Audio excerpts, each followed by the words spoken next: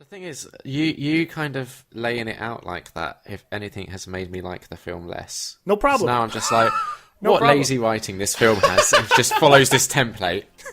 Yeah, but you can't. It's not lazy writing. Good evening, ladies and gentlemen. We are tonight's entertainment. Sound good? Yes, sir! I know who I am! Did IQs just drop shot while I was away? I have a plan. I like this shit. You know, it's exciting. Dance off, bro. It is your Me and you.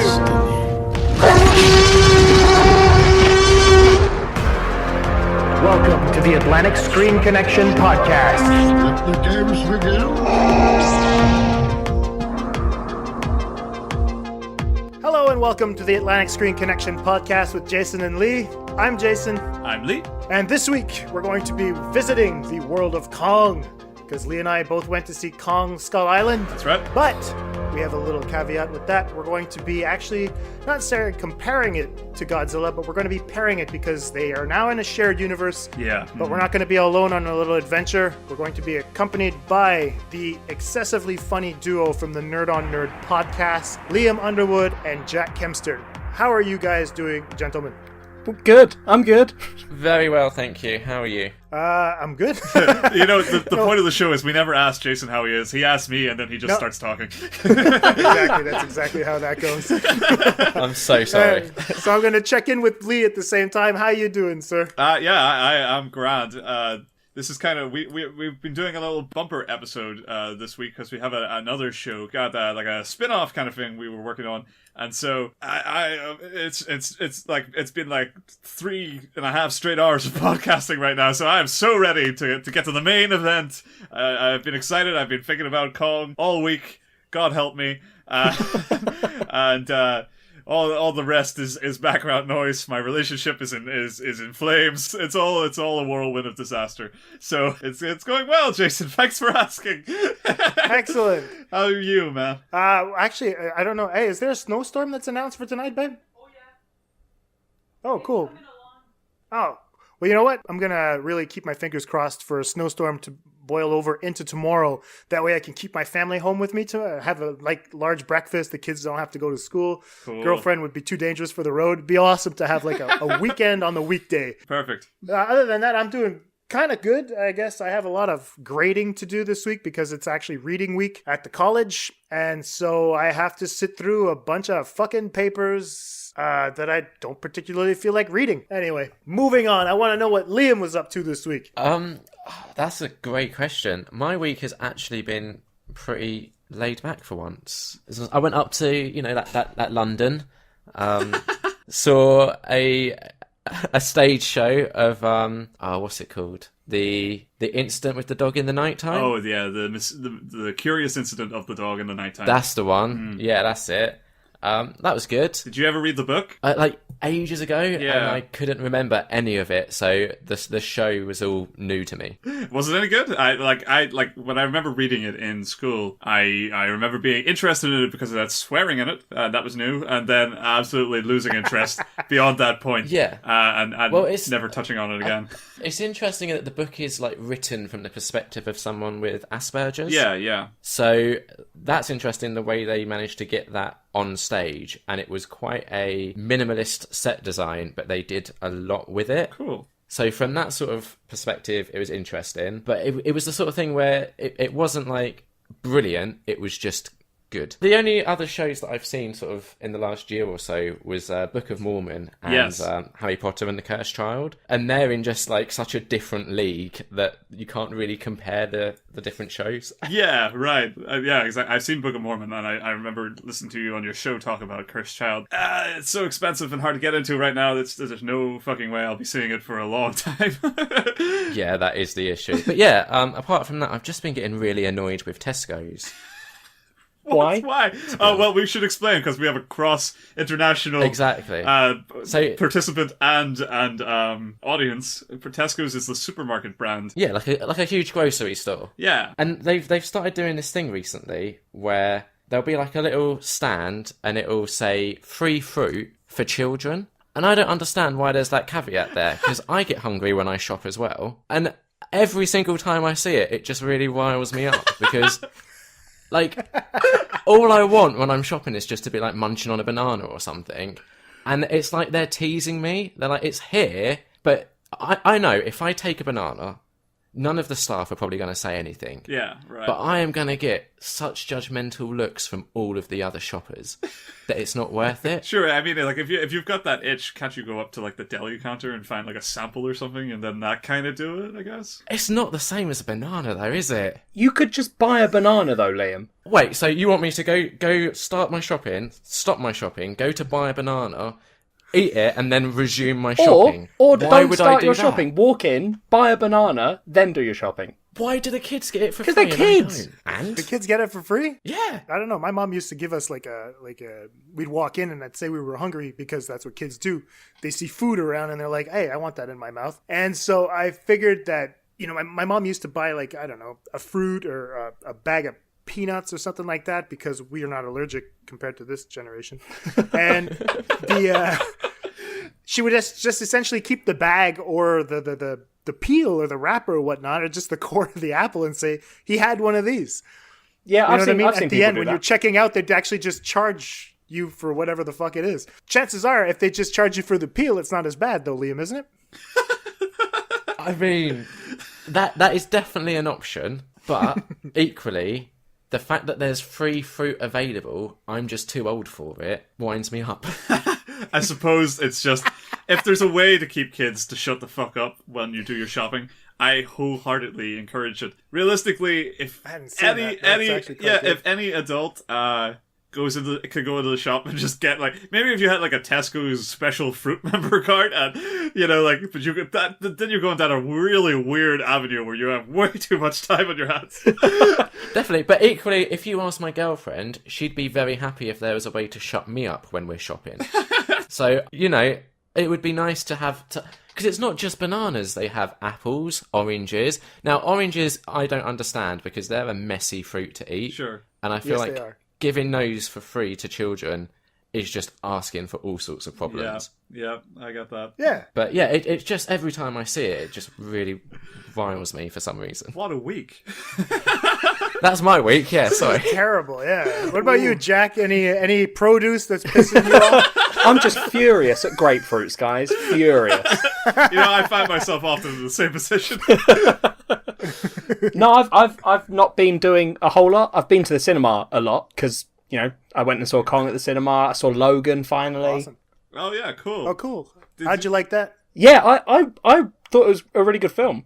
Like, I listened to your guys' podcast on Logan and Oh, yay. sort of, That sounded like we were setting up to something to get you to praise our show.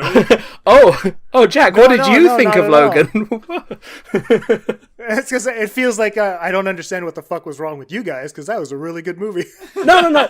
I'm aware that I'm a little bit broken when it comes to things because I tend to just. That's not true. You hate mumblecore. I hate mumblecore. That's fair. It's a horrible genre. It shouldn't exist. So you like Logan? Yeah, I thought it was pretty good. It's I mean, to be fair, we've come out of the 2 Wolverine Origins films, so pretty much anything they did that wasn't another one of them was going to be better. Again, I don't think I said it on the episode, but I will always be an X-Men Origins apologist. Oh, really? It is the perfect drinking game. Oh, that's fair. Oh, that's fine. I'm okay with that. I thought you were going to tell me that you super love what they did like with it's an Deadpool. actual good film. Oh, Yeah. sweet Jesus, no. I was really worried. It's specifically a terrible film, but it's terrible in the good way, like the first Twilight film. It's kind of like entertaining per second. I like that film. Yeah, exactly. I've seen Twilight countless times, and it's never been good, but it is very entertaining. I know. I enjoy it for all of the not because I enjoy it in it's a bad movie way. I just love Kristen Stewart. Liam just loves Twilight. Yeah, that's not a good enough excuse. That's not fine at all. Yeah, I don't have an excuse for it. I just she's good at a lot of good films. Why wouldn't watch them? That is true. And, I love her in Adventureland and Into the Wild, those sort of films. But also, those don't have Robert Pattinson's eyebrows on fleek. There you go, yeah. Did you say you liked Into the Wild? Yeah. Yeah, with Emil Hirsch. Yeah. Okay, cool. I hate that fucking movie. You hate Into the Wild? I really like it, too. Oh, I clapped when that guy died at the Oh, yeah, no, I mean, he deserves it, but that doesn't make it a bad movie. Oh, I hated it. I felt like Sean Penn was preaching to me. I was like, look at how, you're supposed to be a good person. And you're like, shut the fuck up, you wife beater. What the hell are you talking about? Yeah. Anyway, so I had trouble with that movie the entire time. When he was eating those berries, I was like, I had my fingers crossed he was going to fucking choke. I get that. I mean, my fiance, she was absolutely the same. Like, I don't get it. This is a horrible person. I like Maria. She's cool. This is a horrible person. Get her on the show. But, like, at the same time, she kind of got the point by the end and then kind of went, you know what? That was a good film. I thought he was never going to get what he deserved. All right. So, shall we get on with it? Yeah, let's do it. All right. So now we're going to move on to Kong Skull Island. Stay tuned. Hey guys, this is JD from the In Session Film Podcast. Every week on our show, you can join my co-host Brendan and I as we review the latest films that's out in theaters. It also inspires us to discuss a top 3 list of some sort, and we have a lot of other fun movie discussions as well. It's always a blast. And we also have a show on Fridays called our Extra Film Podcast. This is a show that gives us the space to talk about the latest indies and art films and other classics that we normally just don't get to talk about on our main show. You can find our podcast on iTunes, Stitcher Radio, SoundCloud, TuneIn Radio, Player FM, and more. In fact, you can just see everything about us, including our social medias at InSessionFilm.com. So join us every week. We'd absolutely love to have you. Every week on Real Spoilers, what we do is we take that week's big release on the weeks that we guess right, and we spoil it for you. So if you saw a movie and you want to talk about it with your friends, but maybe you don't have any friends, we can be your friends in podcast form. We'll talk about the movie in rich, vibrant detail, and it's kind of like a book club for movies. Yeah, we're just a bunch of movie nerds. Yeah, and so it's just a long-form conversation about the movie, going through its plot, talking about what worked, and a lot of times what didn't, and making fun of it when it doesn't work. And if you like the show, feel free to share it on your Facebook, social media, Twitter, verse thing stuff. So that's what we do on Real Spoilers. It's like a book club for movies, only with less Oprah.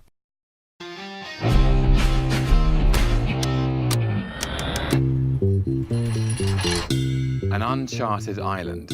Let me list all the ways you're gonna die. Rain, heat, disease-carrying flies, and we haven't started on the things that want to eat you alive. Hey, Sheila. We'll double that. Plus a bonus if we make it back. If? In this dirty old part of the city where the sun refused to shine. Is that a monkey?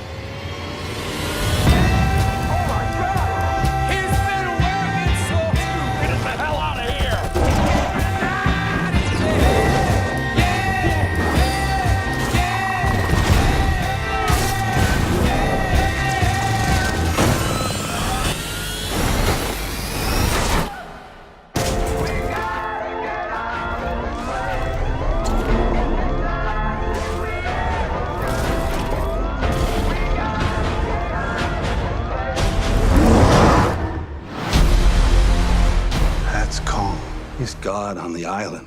We don't belong here. But the devils live below us. I call them skull crawlers. Why? Because it sounds neat. Okay. Look, I just made that name up. I'm trying to scare you. I'm fine calling them that. Are you cool with it? Yeah, that seems like I good. like the name.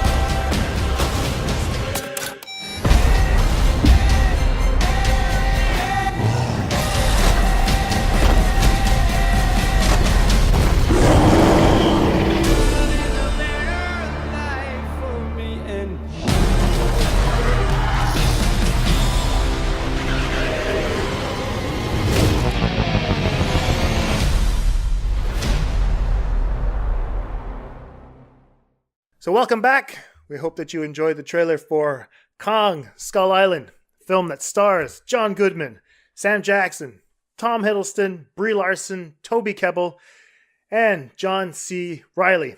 So, gentlemen, what did you guys think of Tom Hiddleston's audition for James Bond? Liam? I thought he was the only one that was really miscast in this film. And I enjoyed the film. I didn't enjoy Tom Hiddleston in it. I thought he was all wrong for this film. That seems fair. Yeah, I get that. Like, nobody's actually out of character or out of the depth of their character as much. I mean, I use the word character lightly. Other than Tom Hiddleston, who he seems horribly miscast as a adventurous, buff, cool guy. Yeah, and I was expecting some sort of grizzled army vet who's, been through a couple of wars or whatnot, and didn't get that. Like, Tom Hiddleston to me seemed like the kind of guy that would more likely explore a golf course than an island. He did seem like a kind of drunk guy who maybe made up stories, if you really want to read into it, but I don't think that was what they were going for. They really wanted him to be the newest, coolest. He reminded me of Chris Pratt in Jurassic World. Just like, hey, he's a cool guy. And Oh you're kind man, of you're looking at him so going like, right. Yeah. I didn't mind Chris Pratt in Jurassic World is the thing, whereas I did mind Tom Hiddleston in fair this. enough. How about you, Jack? I don't know. I agree with Liam on Tom Hiddleston, but then I disagree with Liam in that I thought this film was painfully average. I don't know. The whole thing was just... I left and rung Liam immediately and was expecting to sort of bond with my friend over a joint sort of opinion on this film, and I was horribly wrong. As you so often are. All right, so Jack, you found it was painfully average. Liam liked it. Lee? I genuinely didn't have a good time with this. I went in with not any expectation really. I had seen the trailer, so I guess I thought it would be more fun. And I really found myself actually falling asleep throughout it. And there was a bunch of problems that I found when it came to pacing and stuff and editing that really, really detracted from the experience. That was in concept. I really like. I like the idea of the film. I like Kong. I like the island. I like that there's a bunch of people marooned there and they fight for survival. And there's something of a ambiguous morality tale going on between the people and the monkey or the ape. I mean, that seems perfectly fine as a concept. Why was it so dull and uninteresting in so many avenues that I just couldn't recommend it to anybody afterwards? I don't know. Oh, I still recommended it. You would recommend it? I wouldn't. There is an audience out there for that, because I'm more with Jack and Lee on this, where I think it was kind of boring. And the reason it was kind of boring for me is because I didn't give a shit about the characters, and I didn't give a shit about the ape. Sure. Just sitting there kind of looking at a CGI fest. It felt like Transformers without the Transformers, in a sense. So it was a bit weird for me. And I know that you were on In Session and you guys talked about the editing, and I agreed with Brendan, and when he talked about how, maybe you as well, how it was Suicide Squad shit level of editing, where you're like, what the fuck is going on? Why? Yeah. There's so many weird instances. I mean, I caught myself looking for characters. And not in the sense that there are no characters in the movie. It's that, when they separate into multiple groups? Mm. All right, well, you have John Goodman's character that's supposed to be with Sam Jackson's group, is he not? Yeah. Yeah, that's right. Okay. And at multiple points during the movie, he's nowhere to be found. He just kind of shows up when he's needed, and then he fucks off. It was so weird because they're kind of walking along the jungle, and you're like, they're like 4 now. Weren't they 7? What the hell's going on? And then another person shows up, and you're like, oh, there he is. What was he, taking a nap someplace? Was he admiring the view? Is there something going? There were so many people missing at so many instances of the movie that I was like, what the fuck is going on? Where are they? So I don't know if it was budget restraints where they couldn't have John Goodman on a specific day, or there was a camera angle. It was go off for 5 minutes. We'll save it $3 or $4 off the salary. I don't have any idea how they fucking managed that, but it was weird. It was weird because you're not supposed to be looking for characters during the fucking movie. Yeah. So anyway. I mean, even that, even looking for... I thought you meant, looking for characters as in, characterization. No, I was looking for characters. Yeah, because, I don't think that was a necessity for this film. I think that some people will get kind of pent up that there was no character, there was no real... human being in this film. I thought that was fine. There's piles of films that function with just stand-in people. Oh, yeah. It's when the film kind of wants it both ways.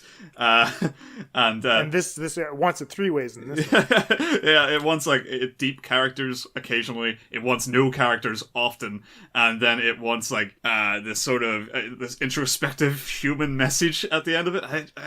I don't know, man.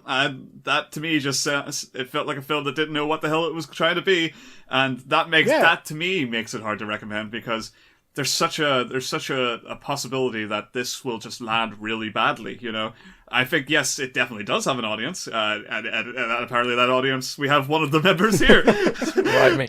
You know, I don't want to sort of come on your show and be like, you guys are all wrong, but I disagree with nearly everything that's just been said. Like, okay, so with the looking for characters, I did feel that sometimes with the army guys, that they were a bit kind of interchangeable, and it's like, okay, there's a group of them there, I don't really care sort of who is. Sure. I've got my main characters that I'm following.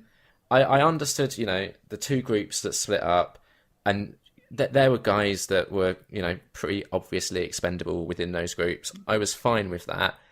I didn't really notice John Goodman like disappearing for a bit. I didn't either until Jason brought it up, and then I realized that there was literally half a movie I didn't see him in. And yeah, but I think the reason why I didn't notice is because I was just having so much fun with it. Like, from the moment that Kong shows up and just utterly destroys a load of helicopters, like from that moment onwards, I just had a blast. Like, I kind of went into this film hoping for a bit of a Lost World, Jurassic Park kind of thing. Yeah, I get that. And I feel like it delivered on that. You know what? That's not a terribly unfair comparison. No. Jurassic Park 2, The Lost World? Yeah, Lost World, Jurassic Park 2. Yeah. Where, you know, they're on the island, you've got Vince Vaughn for some reason, and it's like you've got a group of hunters, and then there's a group of like dino sort of saviors. Yeah, I totally get that, and I think that that's a fair comparison to make, because that film also, though, I feel at times didn't know what it wanted to be. Not nearly as much as this film felt to me, but certainly at points you're kind of like, is it a stand-up of Jurassic Park? Is it a critique of Jurassic Park? Is it a return to form for Steven Spielberg to sort of go back to his more introspective stuff, where he's kind of more slow build character base? And then in that case, why is the film sort of uneven? And like the entire third act just feels like it's been ripped out of something else. Yeah, where you've got like a T-Rex sort of stomping. Exactly, it's like they didn't know what the film was, how to end this kind of slower, like parody almost of Jurassic Park. So yeah, and it felt almost a bit like fan fiction. It was like, what would happen if a T-Rex made it to America? Yeah, exactly. And like when you look at the production of it, it did turn out to be something like that. They kind of like, they had that idea and they didn't know where to put it, so they just sort of whabbed it in at the end. Yeah. So I mean, I see the comparison in Kong. This, it didn't know what it wanted to be, and what it ended up being, I felt wasn't very interesting, or like fun. You say fun. Yeah. And I think that's all I really wanted it to be. But it felt like it kept wanting to be more than fun. It wanted to be like show-offy or stylistic. And it tried to be, it had a pile of influences that I won't, it's not my place to say whether, you know, here nor there, whether they were necessary or, you know, that they complemented what the director was going for. But at the same time, you were kind of, I felt like my eyes were just constantly being diverted to some crap that wasn't interesting, you know? No, that makes sense, man. I liked most of the influences. I thought there was a couple that were a bit too on the nose, like Samuel L. Jackson like reprising his line from Jurassic Park was like, as always, hold on to your butts. Didn't necessarily need that, but then I liked that this film felt very much informed by the like Vietnam War films like Apocalypse Now, Platoon. Like that was very much in the fabric of this film, and I quite liked I was talking to Jack about this earlier and we had a bit of a disagreement, but there was what I think is a Cannibal Holocaust reference in this film that I was not expecting when I went into it, and was delighted to see. Yeah, explain the scene, Liam. It's when they're going through like a jungle area. There's a huge giant spider thing, and one of its legs goes through and impales someone through the mouth, much like the iconic scene from Cannibal Holocaust. that's on the poster as well, I think, or some of the posters. I've never seen Cannibal Holocaust, but I know exactly what you're talking about. And I was in the movie theater going like, oh, they went there. Yeah, which I wasn't expecting in like a 12A, or I guess it's PG-13 over there, is it? Yeah. Yeah, was not expecting that to be referenced in a film like this. It was pretty fucking brutal for 12A. Like, I remember actually kind of being like shocked by it and not adverse to violence at this point, but I was just the where it came out of nowhere in this film. I was just looking like, that guy is impaled on a spider's leg. That's fucking terrifying. I don't know. It's not, to me, the problem was with tone, right? We were talking about, you guys are just talking about that. I mean, Liam says that he had a great time and he looks at it in terms of Lost World. But to me, I felt like I was watching a movie that didn't know if it wanted to be a thriller, an action film, or a comedy. Yeah, I get that. And so that's why I kind of took it, when I was looking at the references to Vietnam, and I was like, are we satirizing this? Is this a parody of what was going on? Are they recuperating these themes because they need to reassess them now? Because that's what Hollywood's doing right now, is reassessing so many things that they kind of got caught up in. Okay, maybe we should go talk about Vietnam again, see what's going on there. How can we do that, and go attack another period of our history? But I don't know, man. I just felt so fucking weird when I was watching it, because the CGI fest, like you said it was putting you to sleep. I was nodding off at one point because I just didn't care enough for anyone that was involved. Brie Larson's character was, kind of one note. She had nothing to do except take pictures and smile, which was weird. Sam Jackson, what is the emphasis that the director wanted to make when you see Kong's fist close and then Sam Jackson's fist close at the end as well? There's an emphasis on closing fists that I didn't necessarily understand, where like there was a show off that wanted to be kind of like a Western between a giant ape and this black man that has no way of beating him in any way. The thing is, when you describe it like that, it does sound entertaining. That's what I mean. Like, conceptually, I'm on board with this. Like, it sounds stupid, but like, I want to enjoy that. I want to enjoy Sam Jackson staring at King Kong in the face, both clenching fists at the same time. But the way it's actually executed in the film is so slapdash. It feels like an afterthought that they just accidentally captured. That's how like thrown in it is, and it doesn't seem to connect with anything or even have the time to be a thing in itself. So that's why it's weird. You can't even enjoy moments like that. Or at least I couldn't. Well, how do you guys feel about Samuel L. Jackson in this film? I mean, so I like Samuel L. Jackson like a lot, but there was this scene right at the beginning where he's doing his like, I'm the colonel of the Air Force, and he like lifted up his head, and it was so obviously them being like, look, we've got Samuel L. Jackson, can you believe it? And honestly, it just put me off. Like right then I was like, oh no. And then the whole film, Samuel L. Jackson was kind of being Samuel L. Jackson, which is fine, he can't not be him. But it just felt so like they clearly wrote that role for him. If he's doing a good job at acting, it can not be him. That's a fair point. Yeah, you mean like that lisp in Kingsman? Yeah, that's true. But I feel like there's not many actors, and I think Samuel L. Jackson is one of these, who could believably stare down a 100-foot ape. Yeah. And there's a moment where you're actually like, oh shit, this ape is in trouble. Like, there's not many actors that can pull that off. I didn't get that at all. I've seen so many films where that's Sam Jackson's character. He's the guy who will stare at the monkey, the ape, and that be the kind of semi-joke, semi-reality. Like, man, look at the balls on this guy. But like in this film, he was actually trying for a while to play a character like this, like tortured Vietnam colonel guy, to then sort of subvert to Sam Jackson cliches that we see throughout his entire filmography. I don't know, it felt off-putting to me. I think those cliches sort of undermined the character that he was actually trying to do, because it was an interesting character, and like you mentioned earlier about, I think Jason was saying he wasn't sure why Hollywood's now looking back to Vietnam. I think there's a really interesting line at the beginning where there's a quote that says something like, American politics will never have a more chaotic time than now, which, set in the 70s, and then you watch it today, you're like, oh, how little they knew. But him but then I mean, taking... Don't you feel that was on the nose, though? Don't you feel like that was a rewrite? So. It was incredibly on the nose, but then I think all of that helps inform Samuel L. Jackson's character. So that his whole like, oh, we kind of abandoned that war, I'm not gonna lose this one.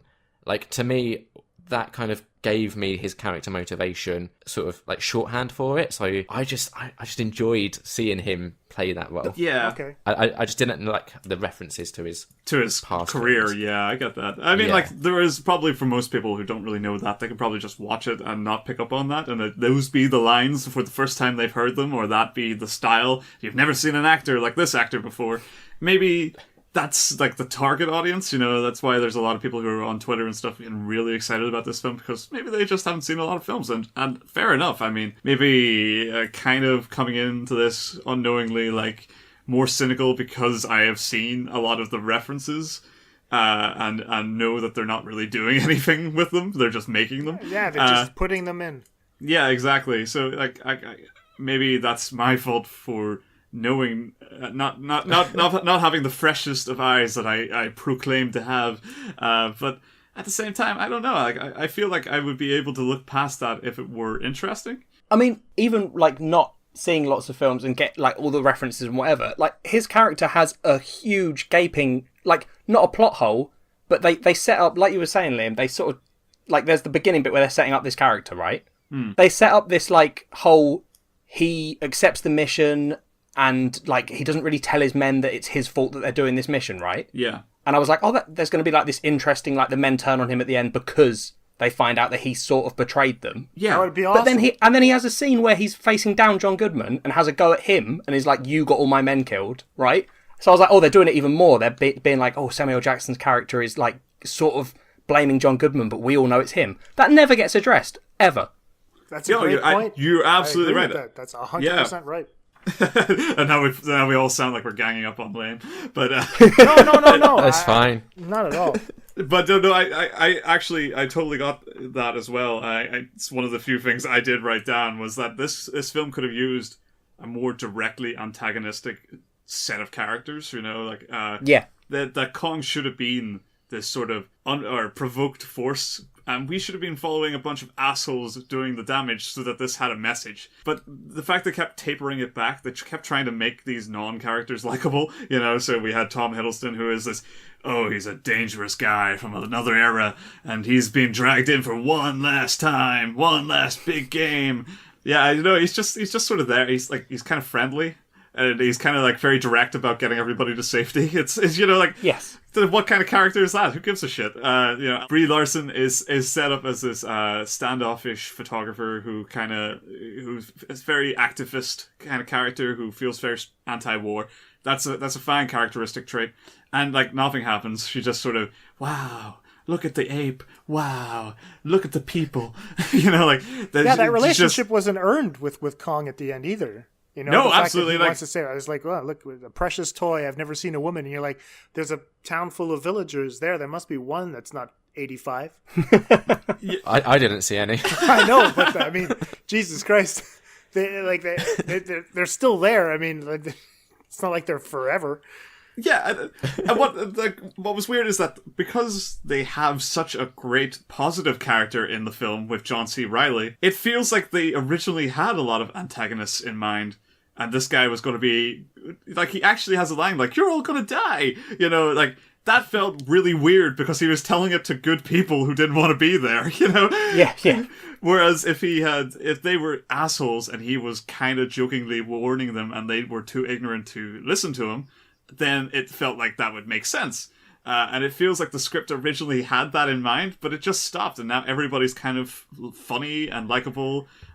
Even the side characters are all kind of semi-memorable for their one-liners and stuff. And really? I like them. I didn't at all, man. I didn't attach myself to them or anything, but I lose characters. I've seen them in different films, but I don't mind a roster being the roster from Aliens. I don't mind this being a bunch of disposable, frat boys who all like jump around and yell crap at each other and have inside jokes. I was happy to see them all die. You know, But that doesn't happen, and they're all, pretty tame and likable. They never even become kind of assholes like they do in Aliens, where, they kind of just go all out to pick on these, like, baby aliens and stuff like that, where it's kind of morally ambiguous. They are set up as good guys, and they remain good guys, even with no change. I don't know. I just don't care. I never cared. But see, that's the weird thing about it, okay? Whenever they go through that cloud, when they go through that cloud of smoke with the helicopters, I liked that scene. I thought it was fun for them to go through that, like avoid the lightning, and I thought it was a really interesting, although that Brie Larson's hair is not moving, I thought it was a really well done scene. And when they get to the other side, it's so beautiful. I mean, I thought it was a great place. They found this paradise. And this is exactly the moment where I stopped giving a shit about the people, is when they start launching those seismic bombs and just destroying the shit out of this beautiful island. It's like, this is so beautiful. Let's bomb Let's it. fucking bomb it. I was like, what the fuck is going on? Who does this? There was no rational... I couldn't believe it. At that moment, I was like, I don't want to spend any time with these people. Show me Kong. Again, let's just... They deserve what they get. And to be fair... They don't even get it. That's what I mean. They're set up like antagonists, and then they all become really likable guys, and then Kong sort of gives them a knowing pat in the back, and everybody goes home. Yeah, but when you were talking about wanting it both ways, that's it. You can't make these people stupid, and then likable stupid people, and then go out to be this weird antagonist where you're like, dude, you got all of your soldiers killed. And I'm supposed to sympathize with you who says you didn't lose the Vietnam War, but that you gave up. And at the end, you're going to take out the frustration that you had on that war on this fucking giant ape. What the hell's... I don't... Like, there's no logic. I mean, unless someone comes in and tells me like, well, okay, yeah, based on the character motivations of him being a warmonger and whatever, I'd be like, this doesn't make any sense as a character arc. He didn't have an arc. He was just a prick from the beginning, and... I didn't find that fun. Well, yeah, but he is supposed to be the bad guy. So, like, you're not really supposed to be like, oh, I sympathise with him. Like, I saw him as someone who was slightly unhinged, and the more time he spent on this island, the more unhinged he became. Sure, yeah, like the Heart of Darkness thing it's going for, that makes perfectly sense. fine, but I mean, the people that are surrounding him warrant sympathy, and if he's with them at the same time, doesn't that seep into how they're characterized as well? If they're following him, no one questions him. Exactly. No one's they all turn against him at the end. He's leading them clearly to their deaths. He doesn't give a shit about them. All he wants is the giant ape. I could have figured that out, and I'm not even part of that military outfit. I was sitting in there and I was like, why aren't they just saying, listen, we're going to go back the other way because we're supposed to be getting out of here? Yep. But I kind of see, like, from their perspective, you don't defy your superior if you're, a military man. So I could see why they were doing that. At first, I got that. Like when they were going to save their own, one guy's down, and the Toby Kebbell guy, and they all go like, "Yeah, we got to find him." I get why they followed him that far. It's when that makes after sense. that part makes sense. he gives up. No, they know like he's definitely dead. All right, time to book it to the boat thing. Or the plane, or whatever the fuck they got off the island with. But after that point, and then they follow him to Kong, because he just wants to kill him, because Kong's a prick to him. Why doesn't everybody go like, yeah, we've seen Kong not be a prick, and we were the guys bombing them? Why is nobody... Everybody seems to be against him in word, but not action. And that just looked like lazy writing to me. Yeah, I agree. Even Kong, like they try to give you this really tragic backstory with him and his, his dead parents. He's the only one left of his kind and all that. And the skull crawlers that they call it. I thought that was a really clever way of saying it.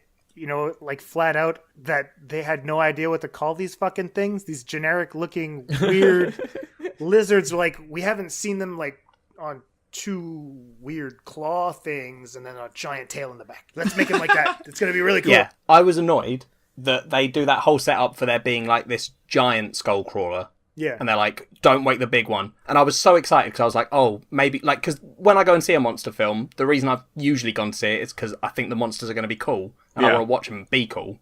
So I was like, oh, there's going to be this giant one. It's going to be like this ancient, like, maybe they get 4 legs when they're bigger. And it's going to be this cool-ass monster. No, it's just a big skull crawler. Yeah, it actually is. Yeah, it's like just like the next white boss. head instead. Yeah, like, it was so annoying. I was expecting this really awesome creature to show up, and I was like, no, they've just scaled one up. Yeah, exactly. and then they're done with it in like 5 minutes. Yeah. Kong kills it really easily. And like kills it like really this constant scourge of the island that has tormented them since the very beginning is like dead in 5. Kong does it by apparently mastering weapons. That was brilliant. I thought that was, if you're gonna go that fucking stupid, then yes, I think that was pretty cool when he just rips the branches off. At that point it was sort of like, oh, okay, yeah, fair enough. I kind of feel like with this film, there's a point where you either just go with it or you're absolutely right. You kind of fight it. Yeah, and. Yeah, I went with it. But I mean, at least you enjoyed it. You know, I mean, like, I think it's important that like people listening know that there is a way to enjoy this. You have to sort of like we all claim like we actually turned off, but here we are fucking nitpicking over fucking character writing and symbolism and shit like that. I have to say flat out that this is the first time that I don't write notes for a film because I didn't feel like I didn't care. I didn't care enough to actually want to just invest more time, and I'll definitely watch it again on home video. But I didn't really have anything to say other than the fact that it was like the marketing. I thought it was mismarketed. Don't use Apocalypse Now like you don't do anything with it. I know that Armin White thinks that Apocalypse Now is a very overrated film. I happen to like the film. I like what it says about Heart of Darkness. I like the fact that it's used as a metaphor for Vietnam.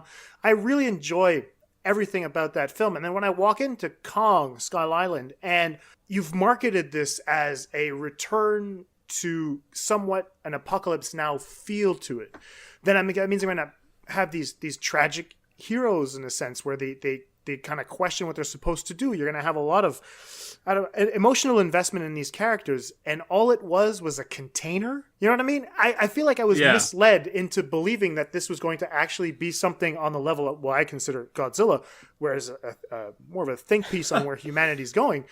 But I just, don't get me wrong, there's a couple of scenes in the movie where I was like, holy shit, that was awesome. I really thought it was great. But I feel like it was very misleading.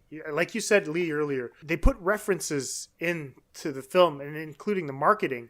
No matter how good it looks, if it's empty, then it's not worth much, It's like having a trophy wife. You want her to shut up and look good. I feel like Kong Skull Island is exactly what it is.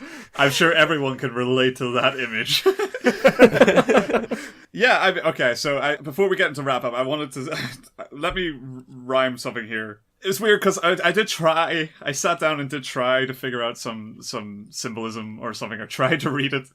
And Jason, you said last night in a text about like a terrorism angle. Yeah. And I think you were onto something, but my brain was sleep deprived and I couldn't make anything of it. So I wanted to kind of look, because it has Vietnam, and that's like, today it means like invading force. It's the misfire war for America. Yeah. Like politics today aren't great. They typically aren't ever, but but I mean, like, I tried to think about what that meant for like now, and it's like it's just trying to tie things together. So like, if we read the arc of the people versus Kong as one in which they kind of awaken this beast and learn over a violent lesson that the beast is best left alone, I tried to figure like what the film is trying to say by that, or like imply by using Vietnam as the setting, because why, other than Apocalypse Now? So like do we see Kong as the next threat, which I think Jack, you said was something Sam Jackson says. We have to move on to the next war. He's always in search of the next thing, and to see this as the target of like the abandonment of Vietnam. And is this like America struggling to search on for the new cause? Like the new thing to make up for Vietnam's failure. And then so like what do you make of a contemporary reading of that? Like, how do you see that, like, where the wars are today and where the military for America is today? What could that even be saying? Well, the wars are kind of becoming more abstract because you had like the Vietnam War where it was murky, but they had an enemy, and then you go to like these days where you've got like the war on terror. Yeah. How do you win that? Yeah. Like, terror is just a thing that's always going to be there. It's an unwinnable war, so I don't know if, you then kind of look towards Kong as something that is actually tangible and defeatable. Yeah, I don't exactly. really know. That's what I mean, and you got the nail on the head there with the terrorism angle. If that's modern war, and these guys are searching for the next thing, and the thing they find is terrorism, and terrorism is this isolated ape that they provoke into action. And I get that. Like there is that cause and effect idea in political theory, where the more that a war is fought, the more people grow, in resentment of a war, and then they all become people who want to take that against the warring countries. And that, so essentially as America keeps fighting, they keep making more enemies who keep fighting back and keep making more enemies, and that's something that a lot of people are saying about like today's wars, because bombing people and making enemies, with like the extremists that people are concerned about aren't going away because they don't really know how they exist or in what form, but they know that they can bomb a general area and that sort of try to fan the flames in some way, So what does it mean when we take that to King Kong? And King Kong is the guy that we're there to bomb, we're there to like, this is the next war, and then by the end of it, the heroes, one guy, the crazy general guy, gets killed, and we've got a bunch of other guys who kind of very sympathetically look at Kong. They kind of understand his pain now, and then they kind of go away. Is it like an apology? Is it like, America, we're sorry, for causing all that shit, and for Vietnam, this is our Vietnam apology. If only we had went there, seen the struggles, and then grew as people, the war would stop. That's the reading I got from it, and you kind of go like, well, that's a bit preachy and big of like small of them to go, yeah. You know what? Now that I kind of know it better, I do feel like maybe we were the monster. Like, oh no shit. But like, what else do you make of that? And that's what I mean. Like, that's why it would have been interesting to have more antagonistic leads, because if this were like a straight up cautionary tale or moral story, in that these guys just keep going at it, and Kong gets more angry and eventually just starts fucking tearing shit up and makes plans to fight back against these people, you kind of get like what it's saying about like real life. But by just like having everybody kind of sit down, look each other over, and go home, what the fuck is that about? Yeah, I guess you're right, because I do think that the terrorism aspect was, you're spot on with that. I think I could go back to a quote that George Carlin had, where he says that, the United States averages a war every 20 years, which means they've had a lot of practice and they're really good at it. And if this is the next thing, like Leon was pointing out, the war on terrorism is becoming more abstract. It's something that we don't necessarily know a lot about. So if Kong is the embodiment of that, I'd have trouble understanding just what we're supposed to get out of it, First of all, because, Kong, if you look at the place he's in, he's literally in a paradise where everything is just out to get each other anyway. He's constantly fighting. You can see that he's a bit of he's got his own problems. He's like Batman of the jungle, where he's broody as shit. His parents were murdered. He's trying to survive. There's a little tie in there. It's just weird. Never thought of that. But I saw parallels with Logan, right? Kong has to take care of this one last fight, in order to be left in peace. I don't get exactly, like, there's so many mixed messages with what it is, because if it's the United States literally taking on this giant entity that will ultimately lead them to be defeated in the end, what does that say about Kong? First of all, we're comparing a bunch of other cultures to a giant fucking ape, which is not really cool to begin with. The embodiment, you're like, eee. And he doesn't really express himself too well. He falls in love with the white girl, and you're like, come on, man, we could do better than this. Yeah. The savage's undertone is not good, and the other people, these natives of the island, are the only other people, and they don't speak, and they are backwards in their own ways according to the people that see them. It's like it's such a cruel depiction, and it's supposed to be fun, but like who like, Liam, did you think it was like fun when you were there with those people? Like, yeah. I did. I honestly, I just had so much fun. I kind of trying to like, derive meaning from it. I don't know if it's trying to necessarily say much about today, or if it is just a more blatant commentary on like the 70s. Like, so what do you think it means, therefore, if you have like the majority of this cast being Americans and obviously referencing the Vietnam War a lot, and then you stick like Tom Hiddleston, this British SAS guy, in there? Like, is that trying to say something about the Vietnam War and how, you know, Britain just sort of stepped back and watched? Like, I don't know how deep you can really dig into a film like this. No, if there's actually enough there to do that. That's totally fair as well. Yeah, I mean, like, fair.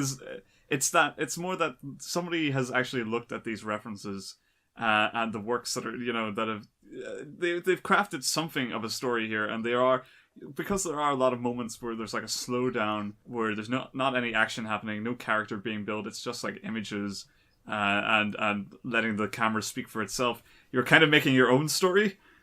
Yeah. And that story to me was kind of racist or something.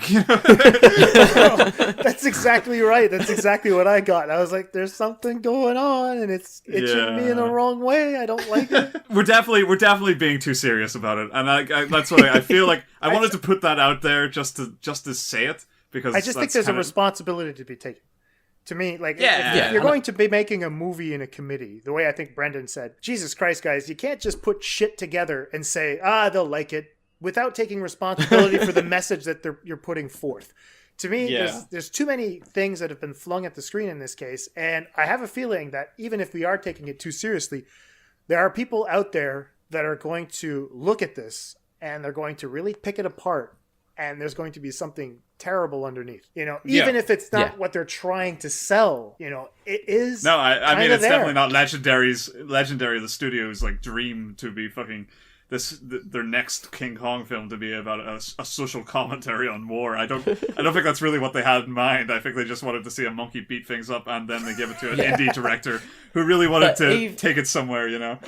Even so, I think, you know, like we say, we're taking it maybe too seriously. I think it's absolutely fine to take it seriously, and there's enough in here to kind of draw these things from, but there's also elements where there isn't enough in it, and you do have to fill in the blanks and reach. Kind of, I get that. I mean, so I literally it's stumbled that criticism out as if, like, you know, I was reaching and asking a lot of questions rather than having definite answers. So that makes sense. Which I think is fine as well for a film like this to provoke those sort of questions, but then how much responsibility lies in the film to also provide a level of answer to those sort of questions. Yeah, I mean, I guess that kind of plays into why then another reason why I didn't like it.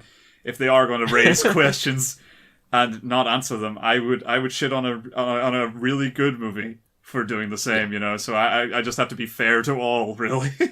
Yeah, exactly. Anyway, we should push to like positives or favorite moments or something.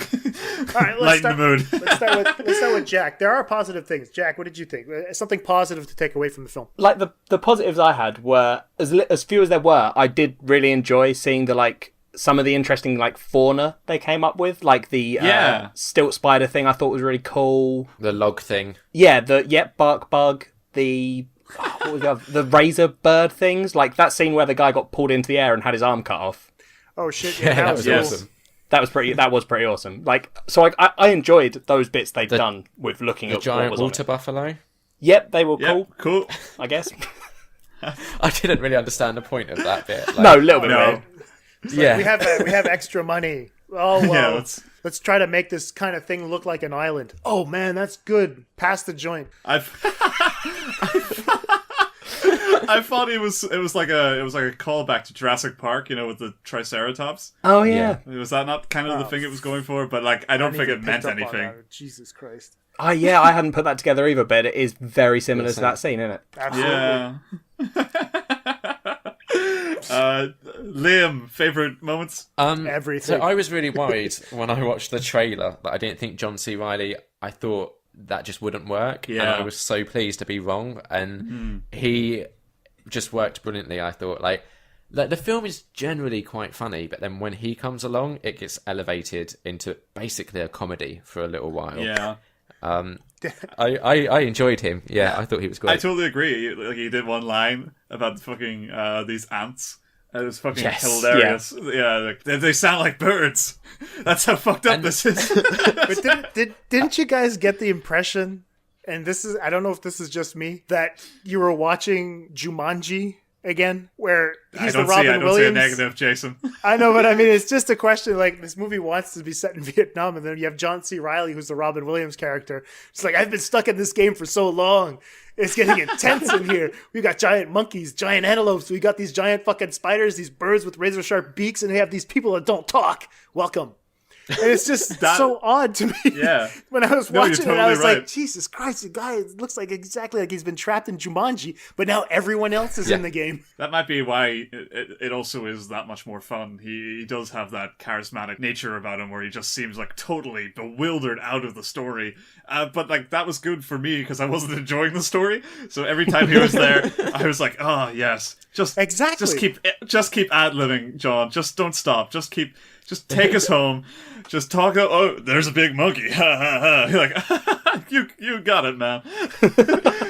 The positives, I liked the helicopter sequence. I enjoyed how that was shot. I really, really thought, like, when you see that hand come up and just flick that, you're like, oh shit. That was really, really well done. I didn't like the flashback sequences when I'm going back to positives. Give me a break. And so it's just that, he's taking on those two like skull crawlers at one point, and it's a flashback sequence. You're like, dudes, come on. I could have done without Kong bathing as well. Although I really like the rapport between Keppel. John C. Reilly is superb in the film. I really think that when he gives his heartfelt beer and a hot dog speech, I thought that was beautiful, and I it's so relatable. After like we just come home after a hard day's work, and sometimes you're like, I just want to, have a beer and maybe not a hot dog, but something else. It doesn't matter. I enjoy hot dogs occasionally. And I think that I feel like when you get that at the end of the film, where you see him with the hot dog, watching the ball game with the Budweiser, which they plug at 3 points during the fucking movie. Thank you very much, Budweiser, for financing this fucking picture. And so I really think that was really, really, really good to see that, because that's a very relatable moment. It was the most human moment in the entire movie. And he's the most relatable character because you understand exactly what this guy's been through. He says, what do I know? I've only been here for 28 years. And you're like, yeah, you have been here for 28 years. Why is no one listening to you? It doesn't make any sense. Yeah, exactly. So and we're slowly creeping into negatives then when the people stop listening. But I really, you're right. really liked his character. I liked that part. I thought it was very human, very touching. And I can understand why, like he says, Kong is king. We really like him here. You guys are disturbing this guy. That would be my positive. I like the helicopter sequence, and I loved John C. Reilly in the picture. Great. I would say I totally agree with all of those points, by the way. That's what I mean. Like, bits and pieces of this film are great, and I really did enjoy it. It's just like what connects them that totally lost me along the way. But Positive. Okay, one that hasn't been said. I did like the kind of skull crawler versus the people fight, like in the gas and that skull. I thought that was a really fun scene. I mean, it's stupid. I hated that. There's some stupid parts to it, but I fucking Tom Hiddleston with the katana. Why? Oh, Jason, that was the worst bit. Why is he so good with a katana? That's what I mean. Like, that was where I saw what the movie was supposed to be. It was supposed to be stupid, and that was when I was on board. Because then you're like, oh yeah, well anybody's a superhero here, so fucking why not? And John Goodman, they decided that John Goodman had to get a death that was as bad as Sam Jackson's shark death in whatever the fuck film that was it The Abyss? Big Blue Sea. Big Blue Sea, yeah. So so I mean that's a terrible scene. That's a terrible death. But they make a smart thing out of it that I thought was kind of fun to watch, was that the Flash gets caught in his throat. And it's a bad joke. Yeah. But it was entertaining. It was entertaining to see these guys try to survive in this really stupid, abstract, bizarre fight construction that comes out of nowhere in the middle of the story. Whatever. At that point, I was starting to have a good time. In general, the action I really did kind of get on board with. It's just the downtime with the boat and the people, and like, no, positive, and the people. Yeah, exactly. I liked the action and the helicopter and so on. Yeah, it was all good in that respect. So if they kind of distill that, if we're talking about like a future where how the fuck are you going to combine this with Godzilla, like tonally or anything? I just have to imagine. It beats the fuck out of me. I just have to imagine they're just going to drop all the balls and just go straight up monster mash. And I mean, that works out. That's a graveyard smash. So, I mean, that's going to be okay. I mean, they try to sympathize with you. They want us to get attached to Kong. And I feel like in Godzilla, they want us to get attached to Godzilla. How the hell are we going to pick for one? You know what I mean? There's no clear villain now.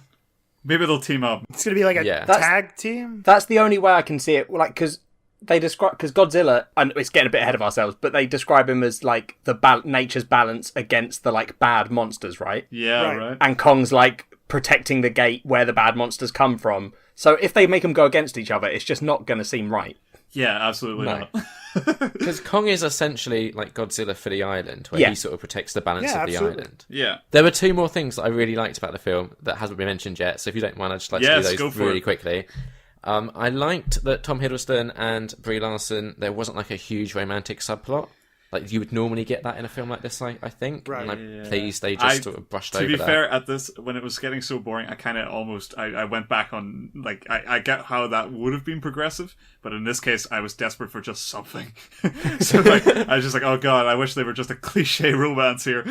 And the other scene I really liked that made me laugh out loud in the cinema, and I was the only person, is when you've got the military guy with the two grenades walking towards, I think, the Skullcrawler, and it just spins around with its tail, hits him, and he explodes on like a cliff. You're right. That was hilarious. That was fucking hilarious. I did actually laugh in our screening as well. It's just like that was what I wanted to have. Like, fuck this guy. Yeah, that was so good.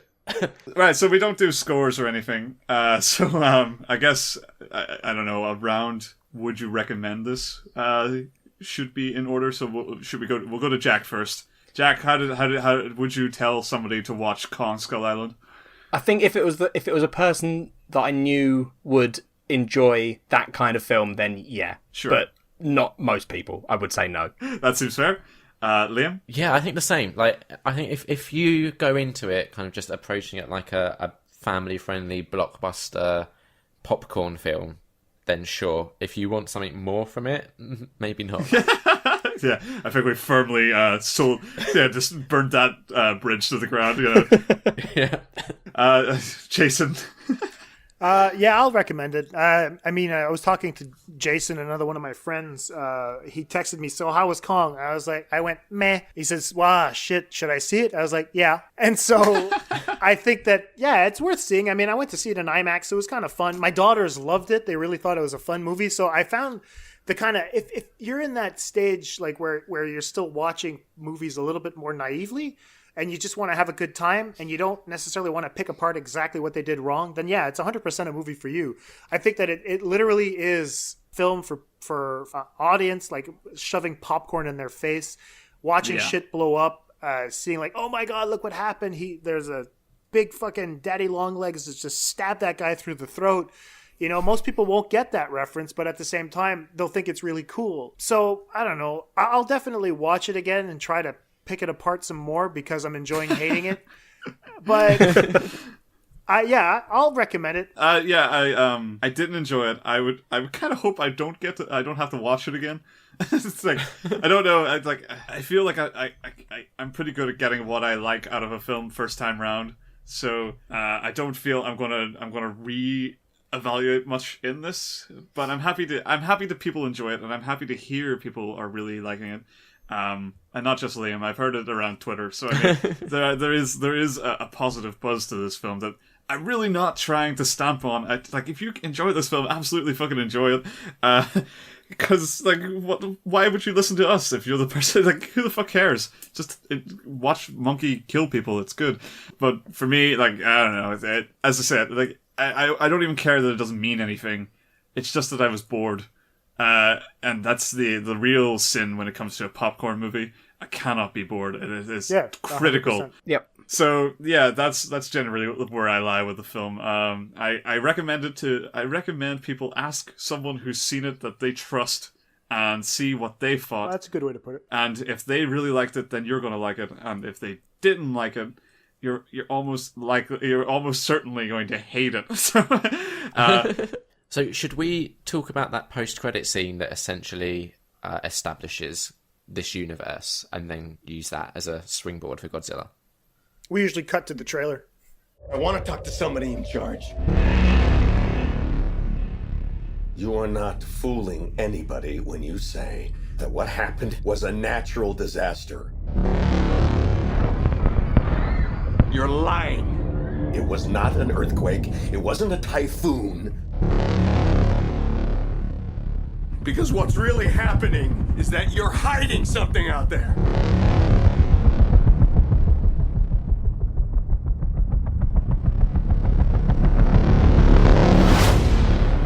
And it is going to send us back to the Stone Age.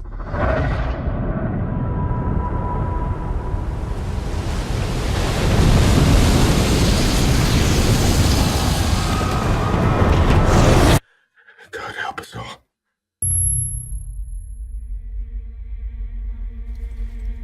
In 1954, we awakened something. Well, there's nuclear tests in the Pacific. Not tests. They were trying to kill it.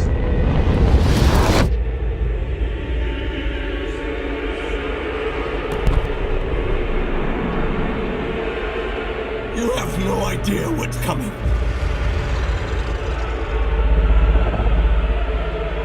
Can you kill it?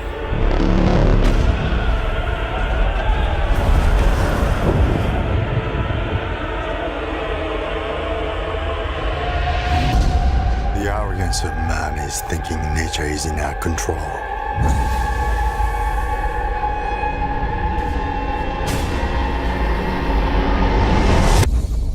And not the other way around.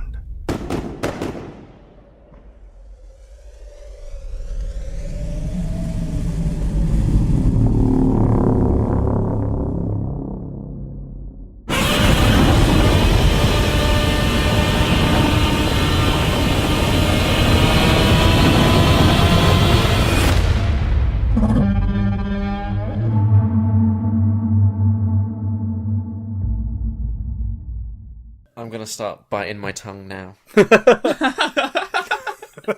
Welcome back. We hope that you guys enjoyed Godzilla's Roar and our semi-review of Kong. As a nice little shift, we're actually going to be most likely 3 against 1 this time. Yay. So, Godzilla 2014 is directed by Gareth Edwards, the director of Rogue One. And it stars Bryan Cranston, Aaron Taylor-Johnson, Elizabeth Olsen, Juliette Binoche, Ken Watanabe, and Sally Hawkins. Obviously, it stars a giant fucking dinosaur that tears shit apart, and that's kind of fun. So, you would hope so. Yeah. Right off the bat, how's that tongue biting going along? Okay. So Not great. We'll start. Actually, you know what? I want to start with Liam this time because we started with Jack for Kong. I want to start with Liam. Let's get the negative out of the way, shut him up, and then we'll move on to the more positive stuff. Awesome. All right. So the issue I have with Godzilla, which I'm sure you've heard before, is I think you start the film by setting up this amazing scene that has a lot of emotion in it with Bryan Cranston and his wife, played by Juliette Binoche. Yeah. Don't know how you say her name. You think that's going to set up like the emotional core for this film. Like, spoilers, he has to like watch her die, and then he's not like blamed, but he knows that there's something more going on. So you kind of are gearing up for this redemption arc. And then within, I think, 40 minutes, the most interesting character who you're emotionally invested in is just unceremoniously killed off. And then you have to follow Aaron Taylor-Johnson, who doesn't really have an emotional investment in the film. Like, his arc is, I need to get back to my wife and kid, and also I'm the only guy around that can defuse bombs, and that's my job, so I guess I've got to do that. And like that's like your human element, and you just, after that first 40 minutes where you're like, right, so I've lost the character I care most about, I guess I just follow this guy who I don't care about. Then you get Godzilla going around smashing shit up, and there's maybe a couple of like really good scenes, like the scene where Aaron Taylor-Johnson's on a train with like a kid that's been separated from his parents. Right. Yeah. Everything else with Godzilla, I just like how you were saying with Kong, I found it really dull and not fun. And I feel like a Godzilla film should be fun. Fair. Okay, That's fair. I do, although I have another take on it, I do totally agree. A lot of that I think is perfectly fair way to look at this film. Jack, how did you find it? I think I don't know if I'm biased because I love Godzilla and I've never watched the original Japanese films. I don't know why I love him so much, but Godzilla is he's like my favorite thing ever. I'm like fascinated with Godzilla lore. I need to go and watch the films because I don't know why I haven't. It's pretty good, man. Yeah, I imagine they are. But I love this film. I thought it was... I remember I saw it in the cinema when I first saw it and came out loving it, and there were people that didn't enjoy it, and I was like, no, you're wrong. Giant dinosaur monster that breathes electric fire into things. That's cool. No debate there. What about you, Lee? So I only watched this for the first time this week. It's kind of like it was the perfect time to see it because I had seen enough other films in like where the influences were that I kind of got what it was trying to get at. Generally, at least I worked out a perspective that suited me, and that's where it kind of makes sense. Where I agree with Liam is that a lot of like the surface stuff, the characters and the reason to be in the plot and the way the plot just sort of stops and starts again. If you're like following it because of the characters, I totally sympathize with anybody because like it totally fucks you over. For a reading, you know, like it's far more like a metaphorical narrative, if you're not like following along with that, and I mean like you have to be even remotely interested in following along with that in the first place, and it's not exactly like right in your face, so you have to kind of know to look for it. You're missing out on what this film's actually trying to go for, but then you're still watching it, and then you're watching this film that is kind of okay to watch, but it's really not remarkable. And I totally get that, and I can totally see where people were coming from at the time. I think if I had watched this at the time, I would have been pretty disappointed. But like this comes after a couple of months after the first time I'd seen Close Encounters of the Third Kind. That's like suddenly it kind of I saw this as like a spiritual successor to that, but also one that was playing with totally different themes. Some beginning themes with the father-son relationship, but they take it a whole different direction that I was really invested in trying to work out what it was trying to say the entire time. And when I got to a point where I felt like I had got a general grasp of that, I felt content with just enjoying what the movie was playing with its language, with what we saw on screen and stuff like that. I felt like it was definitely a film that was taking itself very seriously and wanted to say something. And for that to be in a Godzilla film, which when he's on screen, he's so interesting, and I really enjoyed that character and what they were doing with him, that I felt like that it kind of worked on both ends for me. And I don't think it's perfect, especially because you like as a surface narrative, there's not a lot going on, but and there's definitely some really stupid like contrivances that are definitely going to pull people out no matter what way you watch it. But generally, I walked away from it really, really surprised and content, and I just had a really good time with it. That's really cool. I'm coming at this slightly a tad different. I can understand what Liam was pointing out, and I completely agree. I understand Jack's infatuation with Godzilla. I think he's a glorious fucking monster, man. They do him a good job in this, definitely. Yeah. Oh man, is he ever beautiful in this? And I think that he's even more well developed than Kong. Kong, you can sympathize with him, but there's so much to distract you around where you're like, what the get away. I want to just watch the monkey.